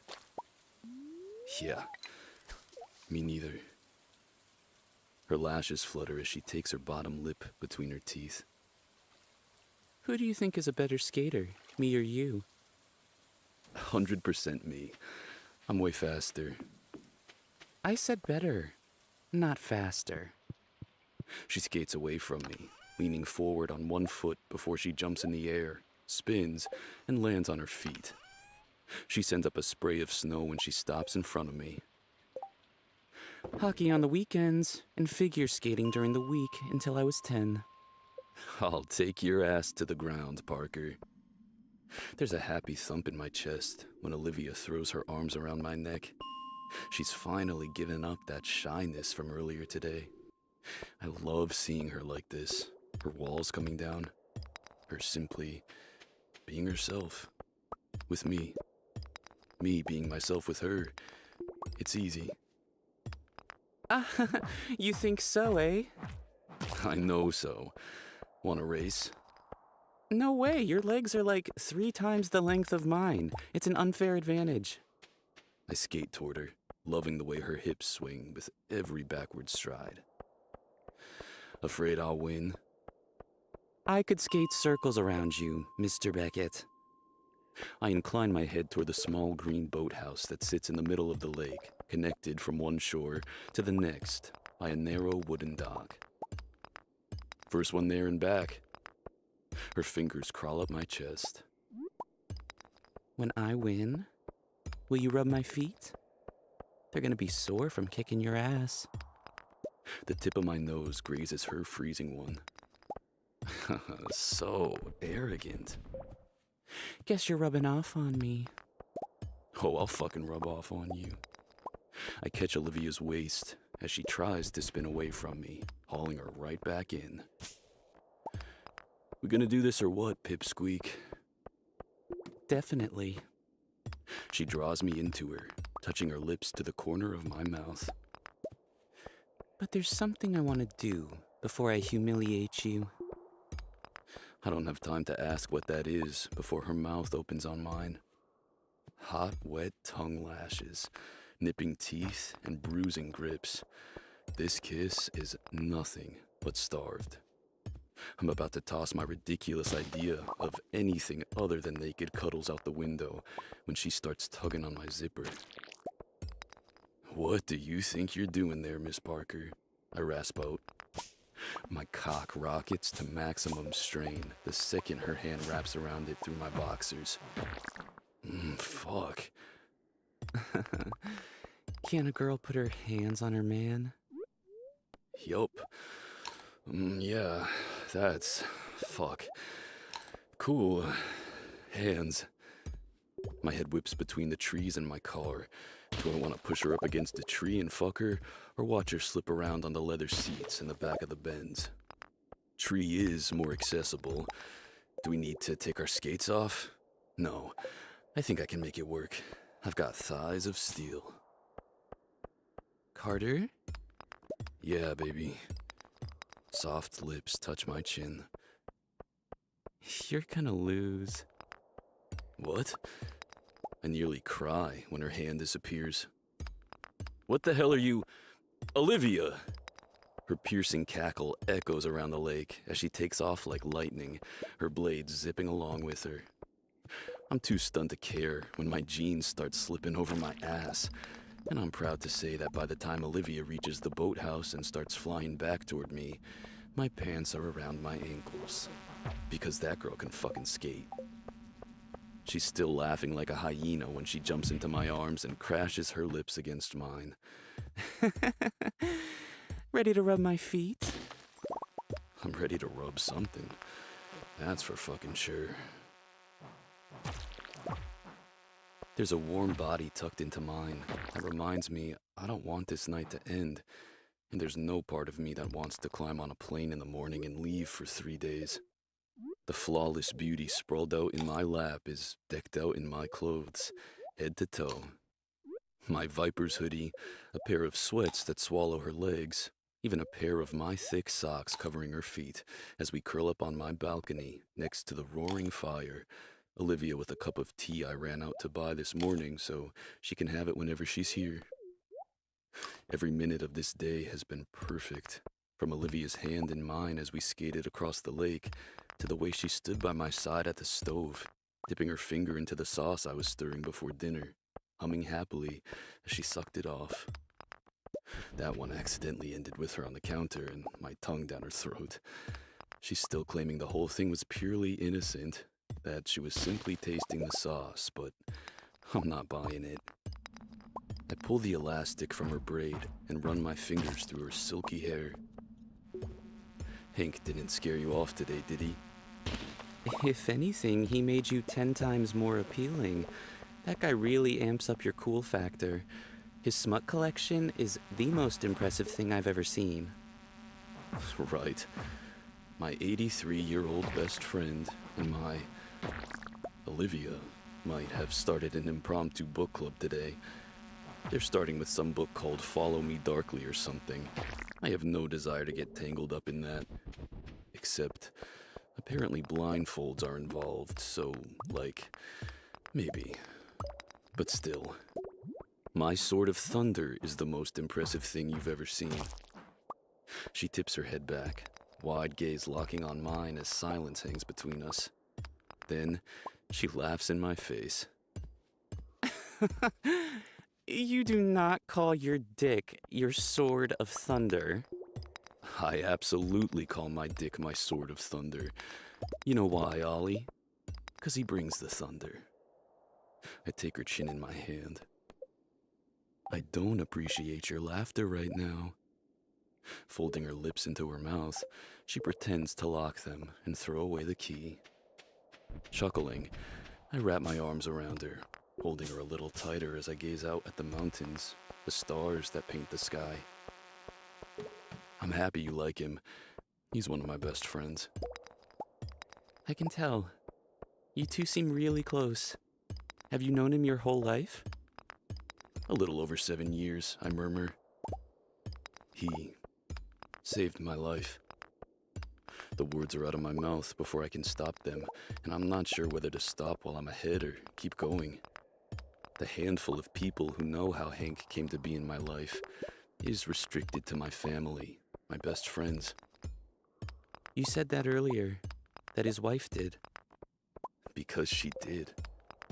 I may have never met Ireland, but she saved my life the day Hank found me, and there isn't a single piece of me that will ever think otherwise. You don't have to tell me, Carter. You're allowed to have boundaries, and it's okay if this is one of them. But what if I don't want to have any boundaries? What if I want to show her all of me? The day I met Hank, my dad was in a car accident. It was barely 5 in the morning, and the driver was still drunk from the night before. My throat constricts as something heavy settles deep in my chest. He died on impact. Olivia sits up, laying her cheek on my chest and her hand over my heart, and any apprehension I have about giving her this piece of me melts away. If I want her to know me, well, this is maybe the most important piece of my puzzle. I was supposed to play in Calgary the following night. My dad was driving down to watch because it was my first game as an assistant captain. I offered to fly him out, but he said he wanted to take the scenic route. I should have made him. Olivia presses a kiss to my palm. It's not your fault, Carter. I know that, but it's hard not to think that way sometimes, especially that day. The only person to ever blame me for my dad's death is me. It's a heavy weight to carry around on your shoulders, even though I'm not the one who chose to get behind the wheel after drinking all night long. Hell, I've seen the struggle in my own sister's eyes, wondering if our dad would still be here, if he'd one day be able to walk her down the aisle if it weren't for me playing hockey. It was after 11 when my mom's body finally gave up the fight. I carried her to her bed and sat with my sister as she cried herself to sleep. And then I went out by myself. I didn't want the responsibility of taking care of them when I didn't know how I'd even be able to take care of myself. Hank was there. Kept cracking fucking blind jokes. I tried to ignore him, but he kept throwing peanut shells at me every time I started to doze off. I run an agitated hand through my hair. I was just fucking heartbroken, Olivia whispers. Yeah. My voice cracks as I hug her tighter. Just a heartbroken mess. I didn't think he had any clue who I was. He couldn't see after all. And then I made the stupidest decision I've ever made. I stood up and grabbed my car keys. A jagged inhale pierces the air as a tear rolls down Olivia's cheek. She quickly swipes it away. Hank slapped his cane against my knee so fast before he stabbed the end of it into my stomach. I remember exactly what he said to me next. I think back to that moment, the one that saved my life, and maybe many more. I remember those light blue eyes moving over me, the fury that I've only seen Hank wear that one time as he slipped off his stool, his hands moving slowly over my chest until he found the neck of my shirt and gripped it. I know you're not about to drive, Mr. Beckett, he said. You've had way too much to drink and have too much to lose. There are people here who depend on you. Don't make a stupid decision that you'll regret the rest of your life, if you even live to see it, just because you're hurting right now. Silent tears stream down Olivia's face as she turns, fingers pressing into my jaw as she presses the softest kiss to my lips. Hank doesn't even drink. That day was the 7th anniversary of Ireland's death. He was sitting there at midnight drinking a glass of chocolate milk because he'd had a dream during his afternoon nap and claimed that his dead wife said somebody might need his help. He'd been sitting there since 6 in the evening, waiting. Said he knew it was me he was waiting for the second I sat down on the bar stool next to him. I know it sounds crazy. Olivia draws in a sniffle, hiccuping against my chest. I pull her face up to mine and smile at the way she tries to slap her tears away. I'm sorry for crying. It comes out pretty waily, so I don't think she's gonna be able to stop anytime soon. The fact that this is the same girl who slammed the door in my face and told me to go fuck myself not all that long ago is mind-blowing. She sure puts up a good I don't give a shit front. She wraps her arms around me and buries her face in my neck while I smooth my palm down her hair. It's not crazy. And I'm so thankful for Hank and Ireland and you. Me? She nods. For letting me see the real Carter Beckett. For being the type of man who carries his mom to bed. For having a man in his 80s who loves dirty books as one of your best friends. I'm grateful to be here with you. I'm a little lost for words, so I tip her face up to mine for a kiss. If I attempt to talk, there's a good chance that a lot of words I'm not ready to say about how I feel for her are going to tumble from my lips, which is pretty fucking ridiculous because, disregarding all the weeks before, it's been one day. There's no denying that whatever we've got going between us feels right. I hope she feels it too, because in this moment, I'm acutely aware that these feelings are going nowhere fast. For the next hour, we stay by the fire, trading stories, laughing quietly while she stretches out opposite me, enjoying the foot rub I'm giving her through my socks. She keeps jerking her foot away and giggling every time I hit a certain spot in her arch, so I peel the thick socks off and throw them over my shoulder, revealing her pink toes. Do you have a foot fetish I'm not aware of? Olivia asks when I press my lips to her arch.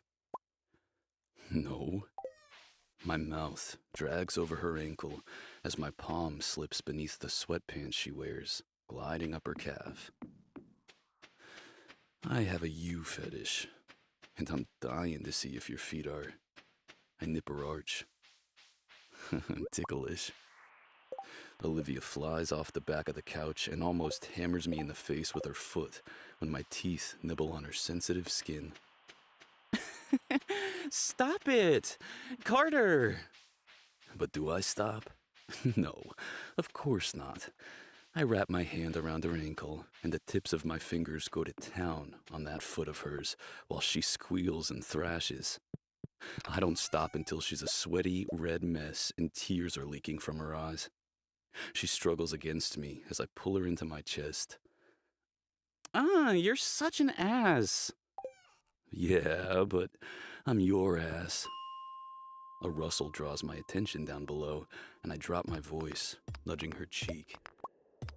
I point out at the clearing where a moose is emerging, each step slow and cautious as it looks around. Look. Olivia gasps, scrambling over my lap to get a better look, gripping the railing. Oh my gosh. It looks like a young one. Yeah. A dark shadow catches my eye, and a much larger moose takes a few steps forward, rooting around in the snow. And there's Mama. So incredible. Olivia murmurs wondrously. Like you. She turns to smile at me. Are you trying to charm me now, Mr. Beckett? I've been trying since I met you. She slings her arms around my neck, straddling my hips. You're getting pretty good at it, as much as it pains me to say. She brushes a kiss across my lips. Much better then. I want to put you in the penalty box. I snort a laugh. Oh, still can't believe that didn't work. But I think if I'd had 5 more minutes... I would have punched you in the face. Yes, you're absolutely right. Feisty girl. I slip my hands beneath the hoodie she wears, palms sliding up her back, and the chill makes her shiver. You like putting up a fight, and I like it too. I flick my tongue over the spot below her ear. Makes me want to slap your ass and fuck you until you scream. I think my favorite sound is Olivia's whimper. I enjoy the way her skin warms with the sound, her body buzzing as my lips move against her neck. I rip the collar of my sweater to the side, exposing her shoulder to the cold air, and cover it with my hot tongue. Carter. There's that whimper again. God damn, I love it. Olivia. I pull the hoodie over her head, exposing her soft curves, the gem in her belly when her shirt underneath rides up. It's getting late, and I have a flight in the morning. I know I need to take her home so she can get some sleep before work, but I won't see her for a few days, and I'll be damned if I'm going to leave this city without a little taste. So I kiss her stomach, peel those sweatpants off her legs, wrap her around my body, and cart her off to my bed. She tries to pull me down with her when I set her on the edge, but I shake my head and drop to my knees on the floor. She props herself up and sinks her fingers through my hair, her head falling back with a moan as my mouth coasts up the inside of her thigh. There's a little pool of moisture gathered in the center of her pale purple panties that makes me want to rip them right off. So I do. I destroy that scrap of satin and bury my face between her legs like I'm a feral animal, and she's the first meal I've had in days. Olivia collapses on the bed, legs winding around my neck as she pushes me deeper into her, hips arching, crying out for more as I fuck her with my tongue. She's coming apart at the seams, melting into my mouth with every flick and slide of my tongue, the way my teeth graze her clit. My fingers crawl beneath her shirt, finding her taut nipples, and when I give one a pinch, she gasps, arching off the bed. Her legs quiver as she yanks on my hair, and I know she's close. I stop without warning, standing and flipping her over, yanking her to her hands and knees, dragging her shirt up her back and my finger down her spine, watching her shiver. My palm curves over the swell of her perfect, full ass, and I dip 2 fingers inside her, drawing her wetness through her slit until I find the cleft at the top, swollen and begging for attention. Bending over her, my lips meet her neck. You're so wet, Ollie. Do you like when I touch you? Please, Carter. Please what? She buries her face in the mattress, hiding the sound she makes. With my free hand, I plow my fingers through her hair, fisting it at the nape of her neck, and I pull her back up. Tell me you want me to fuck your pussy with my fingers. Her spine ripples. Whether from my words or the slow circles I'm rubbing around her clit, I'm not sure. Maybe both. Carter. Say it. The hushed demand has her fingers gripping the sheets, her breath coming in heavy spurts as I tease her with the top of my finger before I pull it back, and she whimpers. Fuck my pussy with your fingers. Please. I sink 2 fingers inside of her without hesitation, holding her down while I pump in and out. Her ass juts backwards, slapping against the heel of my palm as she begs for more. For harder. Faster. That's my girl. Fuck, she's a sight to be seen. Ass in the air as she writhes and moans, fisting the sheets so hard she starts dragging them right off the mattress. She feels like velvet, plush and soft. So fucking warm. And when those walls tighten around me, I slow my roll, plunging at a deliberately leisurely pace, one that takes all of 3 seconds to drive her insane. Please, Carter, she cries, pushing back into my hand. I want to come. Is that right, gorgeous? Yes. The word is a garbled mess as she shudders, body quaking. You want to come, I whisper against the shell of her ear. And I want you to earn it. I release her hair and pull my fingers from her sopping heat. What? It's a frantic, desperate snarl. My beautiful girlfriend isn't happy with me. Olivia's lips part, and she swipes the hair off her forehead in slow motion as she watches me lick her arousal off my fingers. She shifts on the bed like she's looking for some friction. I slap her ass. Get some pants on. I'll take you home. She slips off the bed and falls to her ass. I barely manage to bite back my snicker, if only because the look she hits me with tells me she's about 10 seconds away from murdering me, and I'm not ready to die yet. I'm waiting by the door when she comes storming down the stairs in my sweatpants and hoodie 5 minutes later. She shoves a finger in my face. Wipe that arrogant smirk off your face before I wipe it off for you. Christ, I've never worked so hard not to laugh before. She's gonna cut my fucking balls off. I follow her to the kitchen, watching her pick all her things up from the island and shove them into her purse. You're still mad, huh? But you can't be. I'm going away for 3 days. You're gonna miss me. She pins me with a patronizing smile. And that's the only reason you're still breathing right now. I tear her coat from her grip the second she pulls it out of the closet, throwing it over my shoulder while her jaw snaps shut, teeth clacking.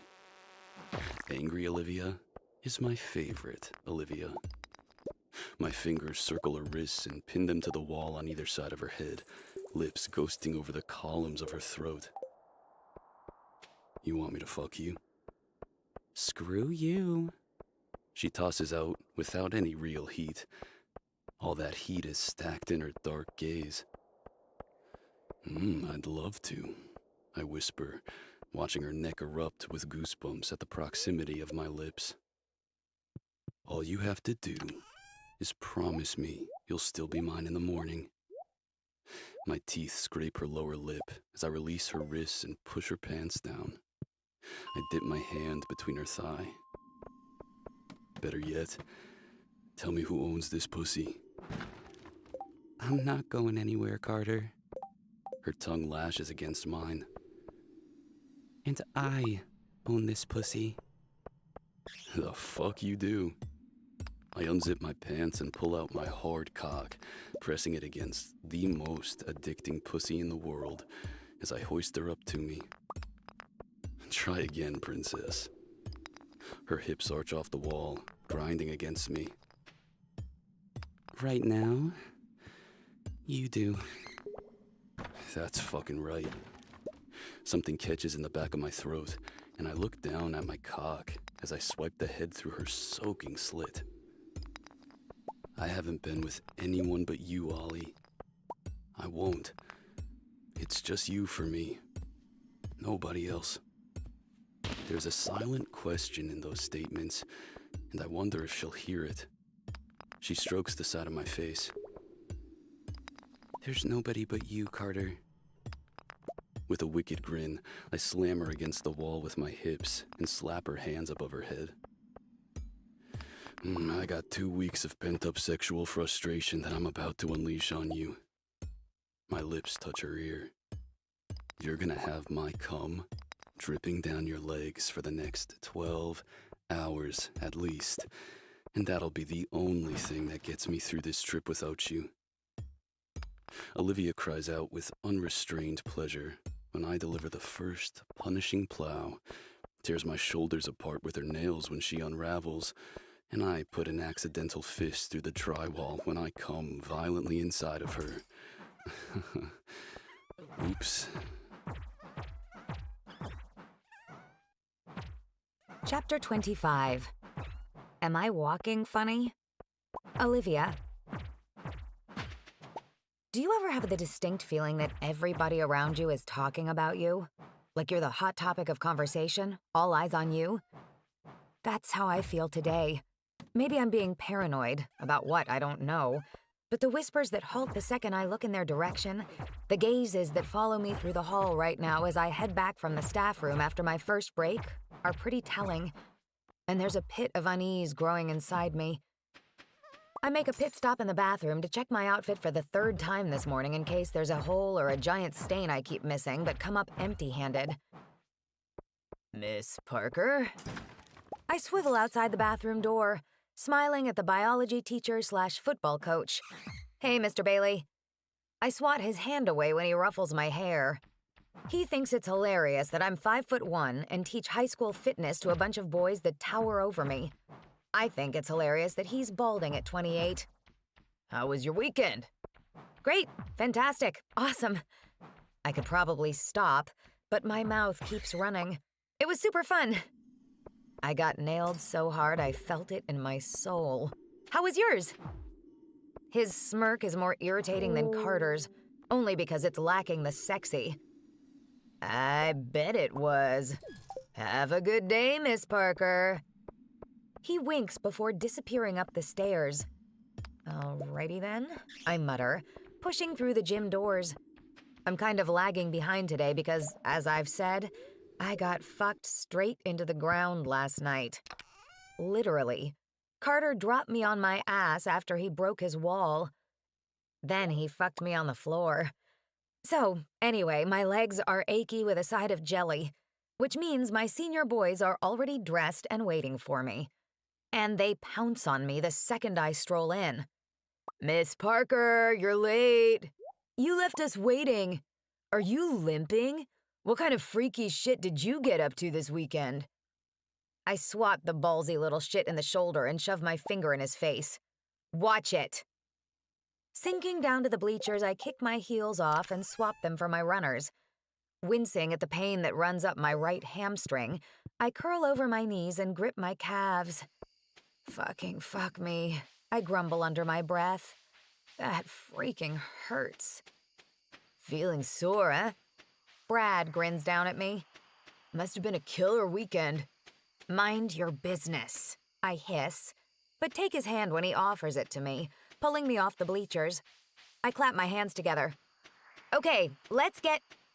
I don't finish. Instead, I plant my fists on my hips and shoot a glower at all my boys snickering behind their hands. Are you seriously whispering about me while I'm standing right here? It's Travis Duke that has the balls to step forward, phone out. Miss Parker, is this you? Is what me? My own phone starts vibrating in my back pocket, and for some reason my mouth is suddenly the Sahara. Swallowing is impossible. I lean into Travis so I can get a look at... Holy fuck shit, oh my god! The words leave my mouth before I can stop them, and my hands fly to my lips. I don't know if it's to keep more words from spilling out or because I might vomit. Maybe both. I rip Travis's phone out of his hands. They're great pictures, you look hot. No wonder your legs hurt today, that guy's fucking massive. And you're so tiny. Probably wrecked your... I slap a palm across the mouth that's still talking, because please don't finish the sentence. My phone is going crazy in my pocket. My heart is a jackhammer and I can't formulate a single thought other than, oh fuck. I tear my phone out of my pants, ready to hoof it across the gym, but instead I swipe across the screen and accept the call just to get it to stop fucking vibrating. I didn't take you for a puck, but... Don't you dare, I growl, reeling on Brad. He backs himself up against the wall, shaky hands in the air as I step into him. An entire foot taller than me, and this boy is scared of me right now. Finish that sentence and see what happens, Brad. I dare you. I may be small, but I will put you in the ground and bury you 6 feet deep. Nobody will find you, Brad. Nobody. A husky yet anxious chuckle is the only sound echoing off the empty gym walls right now, and it's coming from my phone, which has somehow found its way on speaker. Ollie? I hit the speaker button and slam it against my ear. Carter?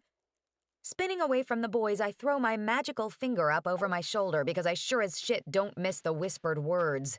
Miss Parker, Carter Beckett, and fucking are seemingly the favored ones based on the number of times they're repeated. Hey, hi. It's me. Carter Beckett. He breathes out a quiet fuck me that somehow manages to tip the corner of my mouth despite this entirely fucked up situation right now, because he's so adorably sweet when he's nervous. Are you okay? I'm guessing... did you see the, pictures? Did I see the pictures? There's an article, too. I think out loud, scanning Travis's phone screen. I'm rendered speechless by the sight before me when I swipe up. Me and Carter, from about 25 different angles, knee-deep in a rigorous game of tonsil hockey out front of the restaurant yesterday. Carter sighs. Yeah, the article. You look beautiful. He tries. And fails. Because that doesn't help. Not right now. Not really. Another sigh. Are you okay? I'm too busy reading this ridiculous gossip article to answer him. Olivia, is that you? Remember back in December when Carter Beckett, captain of the Vancouver Vipers, dedicated a goal to the mysterious brunette and couldn't keep his eyes off her the entire game? Yes, Mr. Beckett, we all noticed. They were seen later that night dancing the night away, a new recreational activity for Beckett, before she disappeared off our radar for several weeks. Well, she's back, and we sure missed Little Miss Thing. Beckett, seen here with Olivia, last name unknown, stopping for some ultra-steamy PDA in broad daylight, folks, after wrapping up with an intimate lunch at West Oak on Sunday. I guess they missed the memo that Sunday is the Lord's Day. Is Beckett finally ready to change his ways, or will old habits die hard? Only time will tell if little Miss Olivia is enough to keep the man who can't be tamed interested. Stay tuned. Oh my shit, fuck. I don't even know what I'm saying anymore as I shove Travis's phone back into his chest. With one hand buried in my hair, I spin around because I'm not sure what the hell else to do. Is Olivia enough? What the fuck? Stupid tears sting my stupid eyeballs as Carter's patient voice reminds me that he's still in my ear. Olivia? I'm sorry I'm not there with you for this, but it's different, right? It's not the same as before. Even the article said so. I squeeze my eyes shut and press a shaky hand to my mouth. The article said I might not be enough. That's what it said. Hey, he whispers. Talk to me. I have a class right now, Carter. I have to go. I rub my eyes as my throat closes. I'll call you later, okay?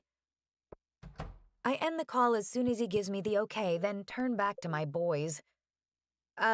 Do a sit. Just sit. 5 minutes. I need 5 minutes. I need more than 5 minutes to get a handle on myself, but it's a start.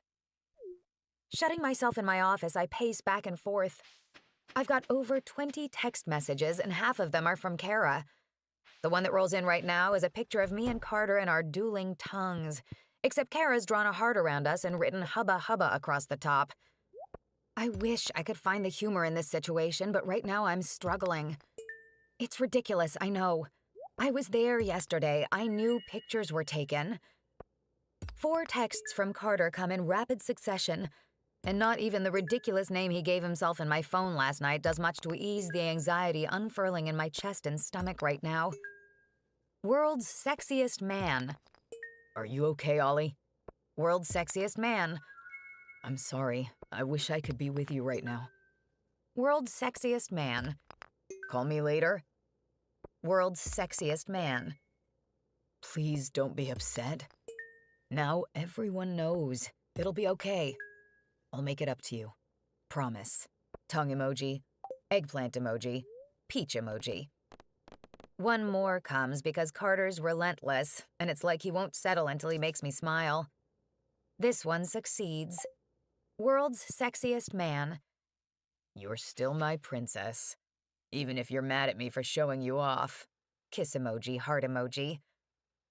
But the next text message has that sense of dread sliding right back, sinking low in my stomach. Jeremy. You're coming over for dinner tonight. Apparently, we have some catching up to do. The tension at this dinner table is more palpable than the steak I'm currently hacking apart. I glance up from my plate to find my brother's glare locked on me. I scowl right back and keep on sawing, maybe a little more aggressively than necessary, because I want him to think he did a shitty job cooking these bad boys up. He didn't. My steak is perfect.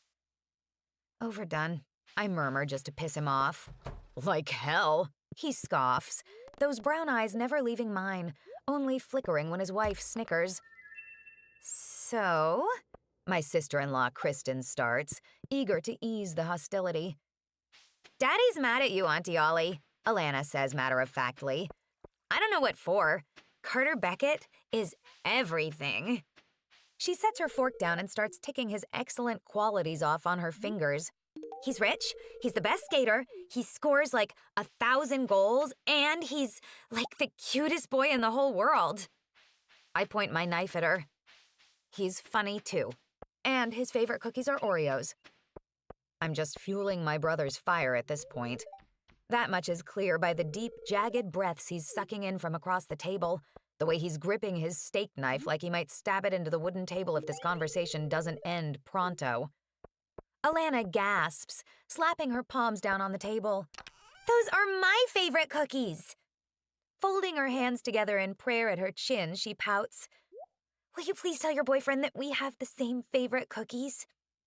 He's not my boyfriend, but I flash her a smile and nod. Of course. Does he like to dunk them in milk like me? Does he eat them whole, or does he twist them apart and lick the icing off? She twirls her ponytail around her finger, staring dreamily into space, eyes twinkling. I wonder... Well, you'll never find out, because you'll never meet him. Jeremy pushes back from the table, picking up his plate and mine, even though I'm not finished yet. I lunge for it, but he spins away. Auntie Ollie is breaking up with him. A loud, disbelieving that's fucking hilarious laugh escapes me. I'm absolutely doing no such thing. First of all, I think Carter would literally knock down my door if I tried to end things. Secondly, no. No freaking way. I like him. I have him. I want to keep him. I should probably tell him that.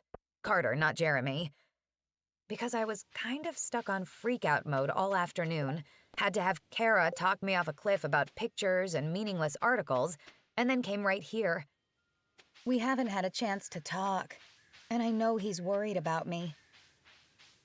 Jeremy loads the plates into the dishwasher and slams it shut. It bounces back open and I snicker. The glare he shoots me from over his shoulder is a 9 out of 10 on the menacing scale. Kristen touches my hand. Don't worry, I won't let him hurt you. Her voice drops. And Carter Beckett is so sexy. I need all the gory details. Her blue eyes bulge, and she pokes the inside of her cheek with her tongue. All of them. Chris! Jeremy's booming voice has us jumping. Come on, no! You're supposed to be on my side! His arms are all flaily. He looks desperate. I bite my lip to keep from laughing. I'm always on your side, honey. Thank you. But there are no sides here, Kristen continues. Olivia's an adult. She can date whomever she likes.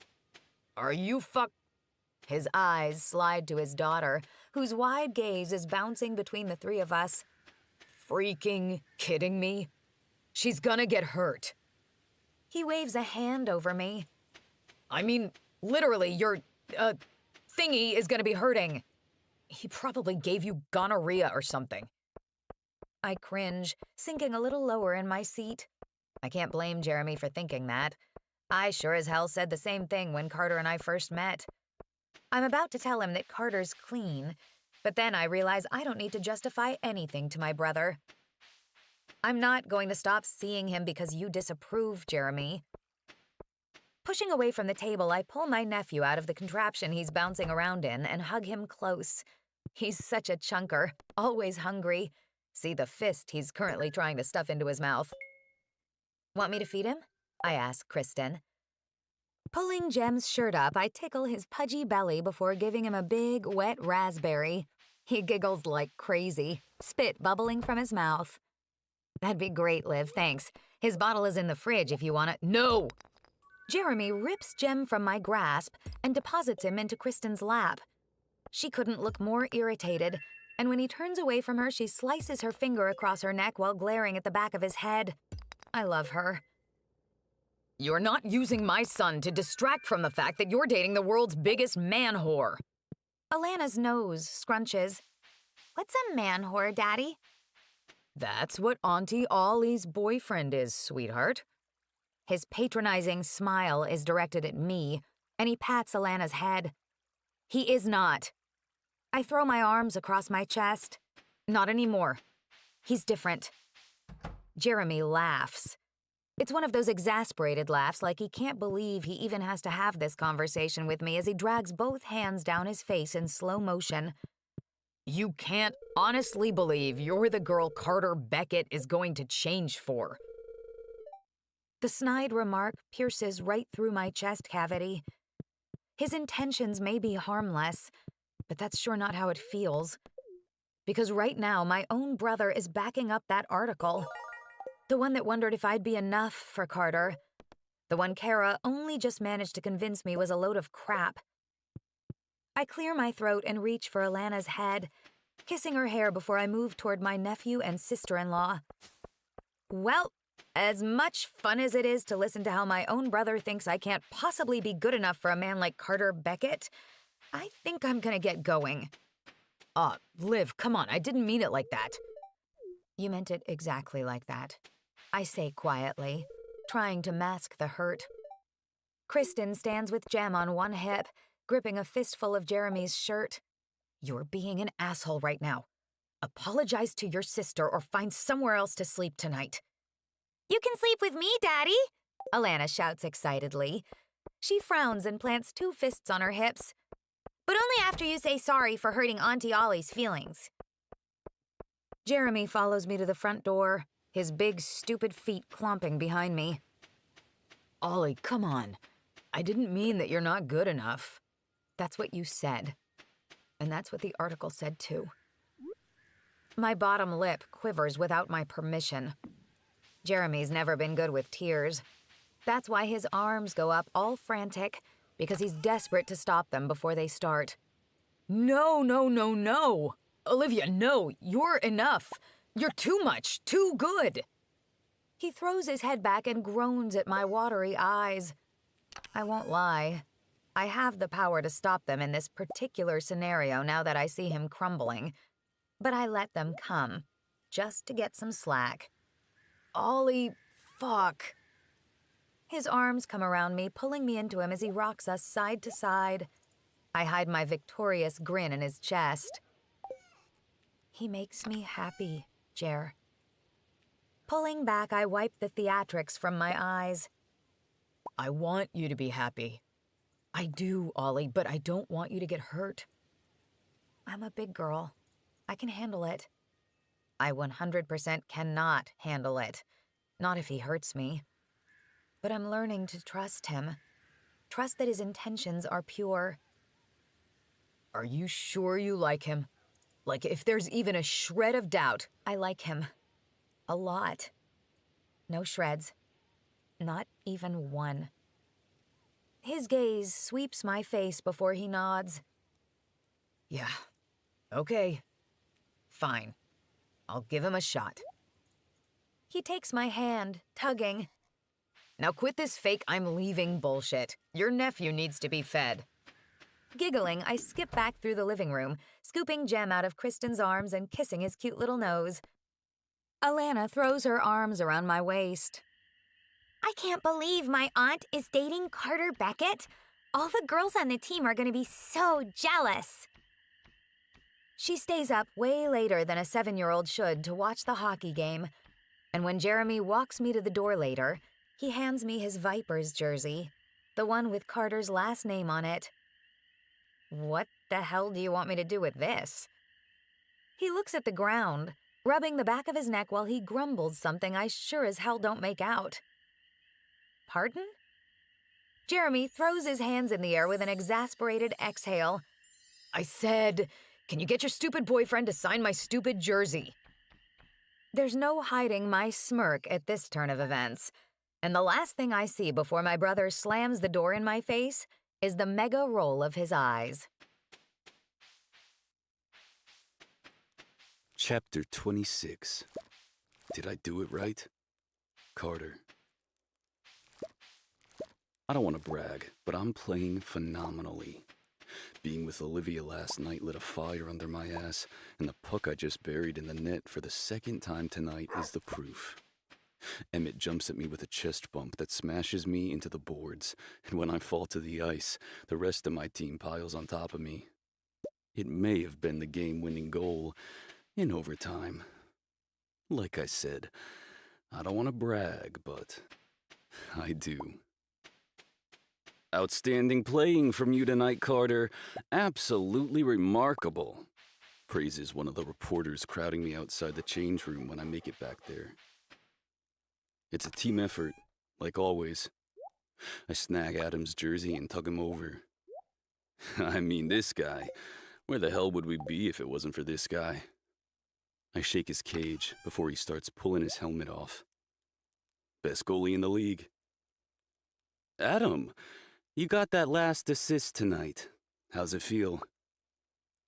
Always nice to help lead my team to a win, he replies with a smile, running his hand over his puffed chest.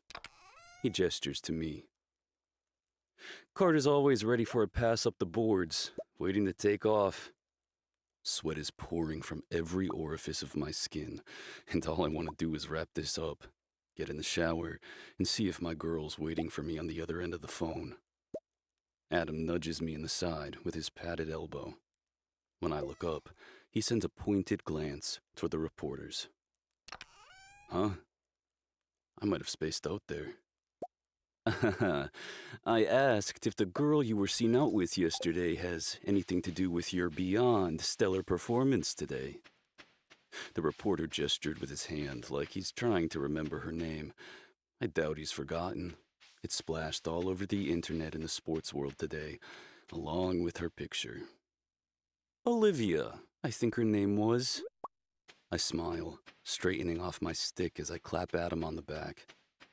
Olivia doesn't want the world to know her, but I do.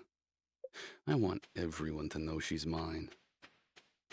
Have a good night, everyone, I say with a wave, moving toward the change room.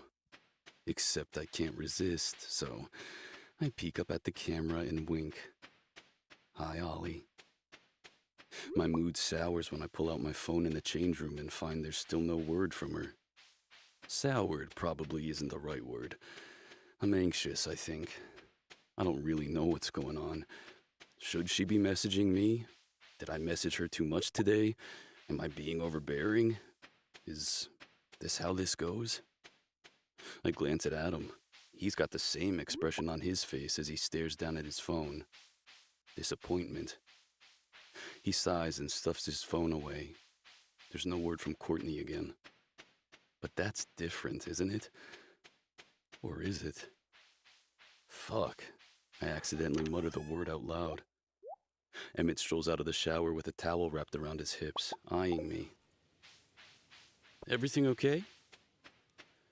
I don't know. I think maybe Olivia might be mad at me. I shrug. I don't know. I already said that. I haven't heard from her very much. If I was in town, I'd simply show up at her house. But I'm like 72 hours away from seeing her, which I hate. I get a face full of Emmett's dick when he drops the towel, reaching for his boxers. Ah, fuck's sake. I shield my eyes with my hand. Tuck that thing away. He chuckles, giving his hips a little roll. Kara said Liv was upset because the article said she wasn't enough to keep you interested. Olivia? Not enough. Well, that's fucking ridiculous. But she... I know, but she's a girl. He taps his temple. This shit gets inside their brains and lays eggs. He tugs his pants up his legs. Anyway, Kara said her brother wasn't happy and was making her go over. Probably why you haven't heard from her more. I make a face. Not happy about what? Emmett levels me with a look, but it's Garrett who snorts and answers. Somebody would have had to restrain me if you tried to get with one of my sisters. That's unnecessary. His sisters are way too young for me. Also, they're basically Garrett in female form, so no thanks. I don't see the issue. Garrett drops his skates into his bag. Put it this way. If you had a daughter, would you want her to... Nope. No way in hell. Got it. No need to finish that sentence. I would chop the dick off any man with a history like mine who tried to get near my daughter, and then I'd lock her up until she was 30. Maybe even 35. All-girls school would probably be a good option, unless she likes girls. Fuck. Nowhere is safe. Okay, so maybe I get what her brother's deal is, but I'm not gonna be like that anymore. Olivia's the only girl I want to get down and freaky with. I won't hurt her. I know it. But I'm distracted the entire ride back to the hotel, staring down at my phone, composing and deleting a message to Olivia 3 times before I finally tuck my phone away. Do me a favor, Emmett says as we head into the bar in the lobby. It's rammed and rowdy, and I kinda don't want to be here. Remember how it looks to be surrounded by girls who throw themselves at you. Doing nothing isn't enough. You have to actively do anything but nothing. What the hell does that mean? It means it's easy for someone to snap a picture of you standing next to a girl who's touching your arm and headline it, Carter Beckett, cheating already. Be aware, that's all. You have someone else to think about now. A picture like that would embarrass Olivia. Right. I honestly couldn't feel more dense right now. How is it that I need to have this explained to me at 27? Either way, I'm thankful for his warning, because the second we sit, a girl throws herself in my lap. I'm not sure my reaction is the best. I throw my hands in the air and scream, accidentally shoving her off my lap into the ground when I rocket to my feet and yell out, "I have a girlfriend!" After a few deep breaths and a chance to assess the situation with my friends laughing around me, I help the stunned girl to her feet. "I'm so sorry, I didn't mean to push you." It's okay. She giggles, right before she attaches herself to my torso. Gripping her biceps, I lift her gently off her feet, sidestep a shitload to the left, drop her back down, repeat. "I have a girlfriend," and head back to my table. "Girlfriend, eh?" Adam's grin is ridiculously goofy as he pumps his brows. He's already got deep-fried pickles, and I want to know how in the hell that happened. Going straight for the big guns. I swipe a pickle off his plate and smother it in ranch sauce. "What do you mean?" He shrugs. "I thought you were just dating." "Isn't that the same thing?" Garrett and Emmett snicker, and Adam hums around his food while shaking his head. "You have so much to learn about women, young grasshopper. I'm 3 years older than you. And yet I'm years ahead of you mentally." Fuck you. I steal another pickle to distract from the fact that he's right. "Until you've had this particular conversation, Olivia's not your girlfriend. She's a girl you're dating, which means you're getting to know each other, seeing if you're compatible, if the feelings are real enough to turn this into an actual relationship." What the fuck? I already know we're compatible. She's not afraid to call me out on my shit, and I'm not afraid to put her in her place. Which, last night was on the ground while I fucked her senseless. Also, she laughs at my jokes, and her smile makes my own grow. And her hand feels really nice tucked into mine. Like, perfect. Plus, I can swallow her entire body up with my arms when I hug her. And feelings, I know mine are real enough. It's the only explanation as to why I couldn't get over her after she walked away. And hers? Are hers not real enough yet? Does she not know? "It also means she's free to date other people at the same time," Garrett adds. "You're not exclusive without that label, and you don't get that label without a conversation." What? No. Other people? No. She's not allowed. I forbid it. I fire off a text to her before I can make my fingers stop. "Me. Are you seeing other people? Question mark, question mark, question mark." My phone starts vibrating as soon as I hit send, and I accept without checking the name first. "Ollie?" The level of frantic in my voice right now needs to go. I clear my throat and try again with a little more gravel and indifference. "Olivia. Hey." Did you seriously only pick up because you thought I was your girlfriend? You've been ignoring me all damn day, Carter Beckett. My chest deflates with an excessive sigh. "Hi, Mom." I didn't purposely ignore her. Her text started rolling in while I was on the phone with Olivia earlier today, trying to tame this whole article debacle before shit could hit the fan, which it did anyway.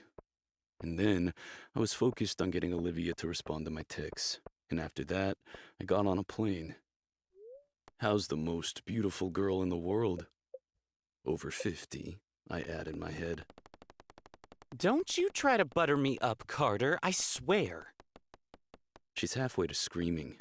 She's mad. "You're mad." You're damn right I'm mad, honey. "You sound less mad when you call me honey. Don't poke the bear, my dad would say, but I like to poke. Is it that time of the month already? I'm sure I have another week before you and Jenny and your synced up cycles start attacking. Poke, poke." Oh, you little. The words dissolve into a groan, and I can practically see her shifting her glasses up so she can rub her eyes. Somebody needs to slap you upside the head, and it might be me. But I love you, Mommy. You're my favorite. I know how to reel her back in. The guys have seen me do it too many times to count, hence the amusement dancing on their faces. Carter, nobody knows how to piss me off like you do, she sighs. Do you really have a girlfriend? Yes. Maybe. I don't know. I'm confused. Apparently, I need to have that conversation with her and not just assume so. There's a laugh. You've always been a pushy boy, going after what you want. You never take no for an answer, so I'm sure this will be no different. Damn right. She chuckles softly. Are you happy, honey? Heat creeps up my neck and I look around. I'm out, Mom. Answer the question, Carter. Yes. Yes, what? I drum my fingers on the table. I'd like to say nobody's paying me any attention, but that's a load of crap. There are 3 sets of eyes glued on me. 4, if you count the girl on Garrett's lap. And that's not counting the people around us who can't believe they're in the same bar as the Vancouver Vipers. So I hold my phone closer to my mouth and grumble out what she wants to hear.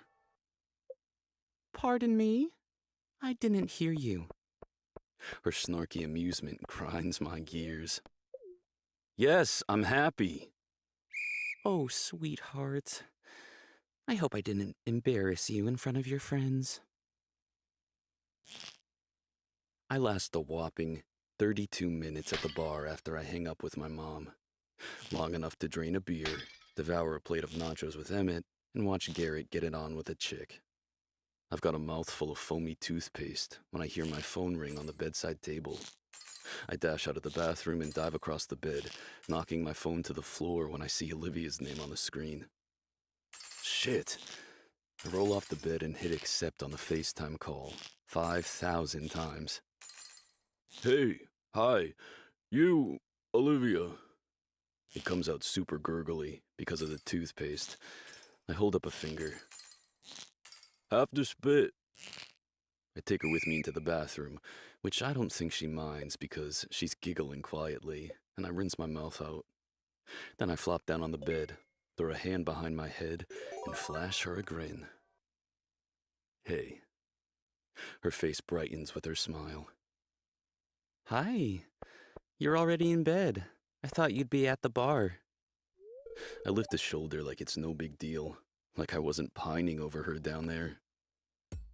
I was for a bit, but I'm tired. Oh, do you want me to call you tomorrow instead? I shoot forward. No. I mean, no, that's okay. I miss her already, though I saw her 24 hours ago. She's in bed too, and she looks tired. All this shit today probably took a toll on her. I want to talk to you now. I want to talk to you now, too. Leaning against her pillows, she fiddles with the strings of the blue sweater she's wearing. Are you wearing my hoodie? With a smug smirk, I scratch my bare chest. Olivia tracks the movement, which, unfortunately, only makes me smirk harder. Tugging on the neck of my sweater, the bottom half of her face disappears behind it. I like it. It smells like you. How do I smell? She grins. So good. Like I want to bury my face in your chest and soak up your hugs. Every single second of them. Sweet Christ. You know, you're kind of a softie. Quite the contrast from the sassy brunette who's told me to go fuck myself who knows how many times. Her cheeks tint. Shut up. Nope. My little softie. Soft, fluffy, tiny kitten Ollie. That's exactly what she is. A kitten. Fierce and sassy with claws she's not afraid to show when she needs to. But underneath it all, a big ball of cuddly fluff. Carter? She warns, but she's not trying hard enough to hide that smile. I see it. Her lower lip slides between her teeth as she fiddles with the messy top knot on her head. Hey, I'm sorry I kinda disappeared today. I know it's silly because I knew they took pictures, but I forgot, I guess, after everything else yesterday. I was kind of in shock. In the article, I didn't like the way it made me feel. Her honesty is refreshing, and I appreciate it. I'm tired of misunderstandings and miscommunications. I need to know how she feels, so I can help her through this shit. I also know that this whole thing is new for her, being in the spotlight, so I think I need to be patient with her while we navigate this part of our relationship. Relationship? Oh, that word tastes funny. Kinda like it. I should have prepared you better. Olivia shakes her head. No, Carter, you didn't do anything wrong. I kinda lost my head there for a bit, but I didn't mean to make you question whether or not I was seeing other people. I wave her off. You didn't. But also, are you? The laugh that burst past her lips makes me grin. Adam was wrong. This girl's my girlfriend. I know it. Her feelings are real. I have no doubt. I only have room for one goofy, demanding, arrogant man in my life. I run a palm down my proud chest. And it's me? It's you, Mr. Beckett. I whoop my fist through the air. Fuck yeah, it is.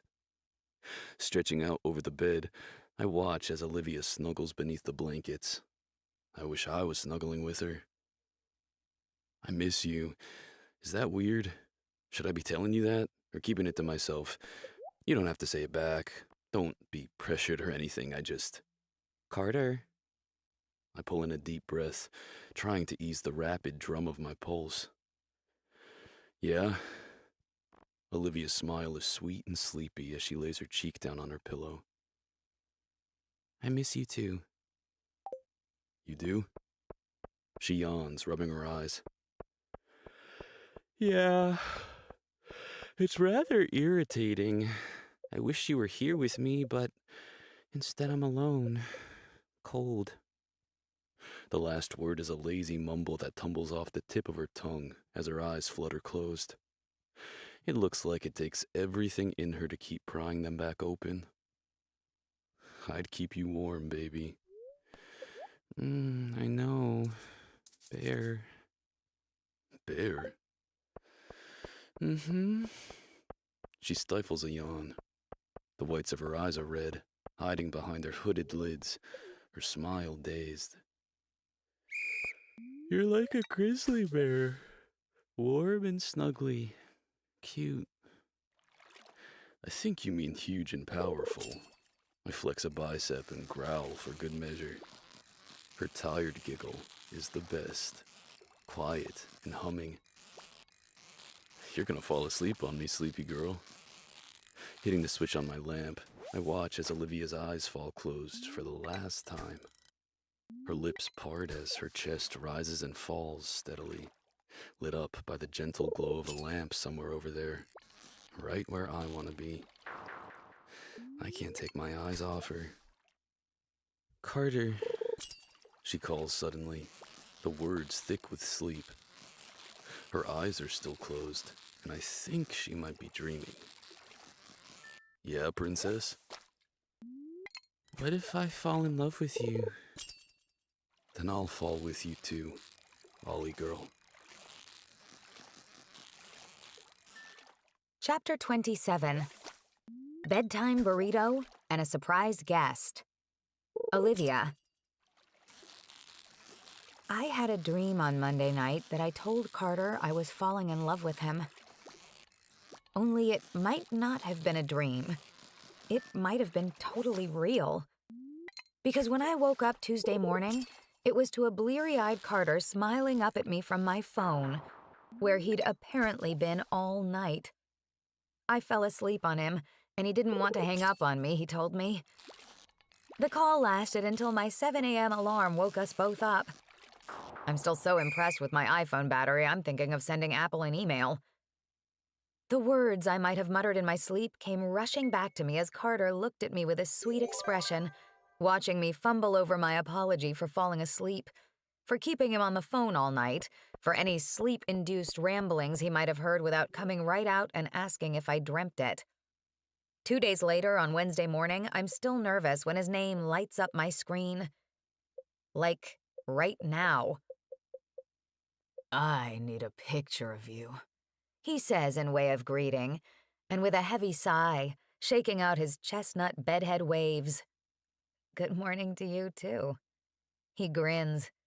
Morning, Princess.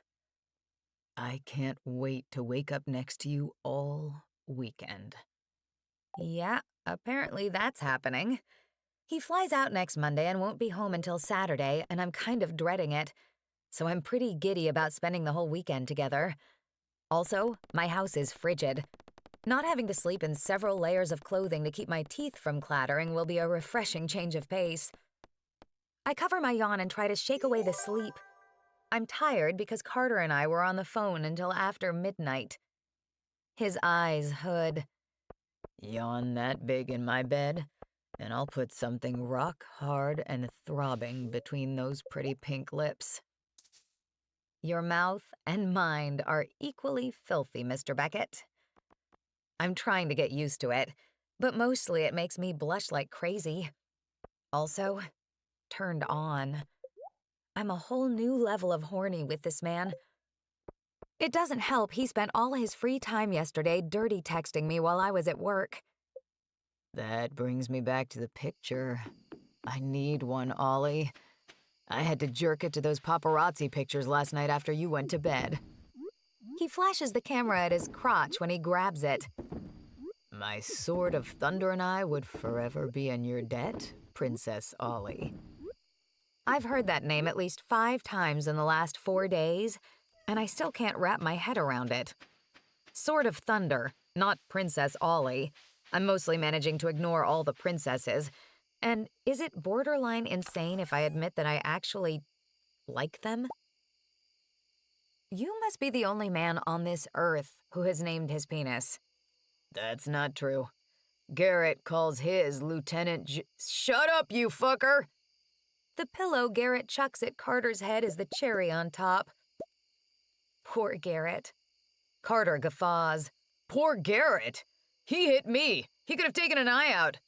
You're indestructible, Carter. Quit whining. There's that smirk. He flexes a veiny bicep. Yeah, I am pretty indestructible. You know what's not indestructible, though? Hey! Another pillow to the face, this one knocking him sideways. Thanks, Garrett, I call. Welcome! Fuckers. Carter mutters, rubbing the side of his head. I'll be home late tonight, so I won't get to see you. Oh, that's okay. It'd be more convincing if I weren't frowning. And I'm watching Jenny dance tomorrow night, so I won't see you until Friday at the game. Who's Jenny? I quell the urge to ask him why he's watching her dance, because this jealous streak that's lit a fire in me is driving me insane. I guess I don't do that good a job of hiding it, though, because Carter's mouth tilts with his smirk. Jenny's my sister. She's a competitive dancer at SFU, and she's got a show tomorrow night. Also, I enjoy this little green-eyed monster that's been hiding inside of you. I wasn't jealous. A half-lie, because I'm definitely envious that his sister has rhythm, and enough of it to get into such an elite program. I guess Carter's not the only athletic one in his family. That's impressive. Yeah, she got a full ride out of high school. Been dancing her whole life. He chuckles, scrubbing at his jaw. My parents had no life outside of taking us to dance and hockey. We spent more time in the car traveling to practice, games, and recitals than we spent in our actual house. My dad always said. Carter pauses, expression sheepish. He waves me off. Forget it. I've never lost someone that close to me. so I can't even begin to comprehend what Carter's gone through over the years. But the heartbreak still lingers thick in the air when he talks about his dad. What did he say? Carter drops his gaze to his lap before lifting it back to me. He said we'd understand why they were willing to give up everything for us when we had our own kids someday.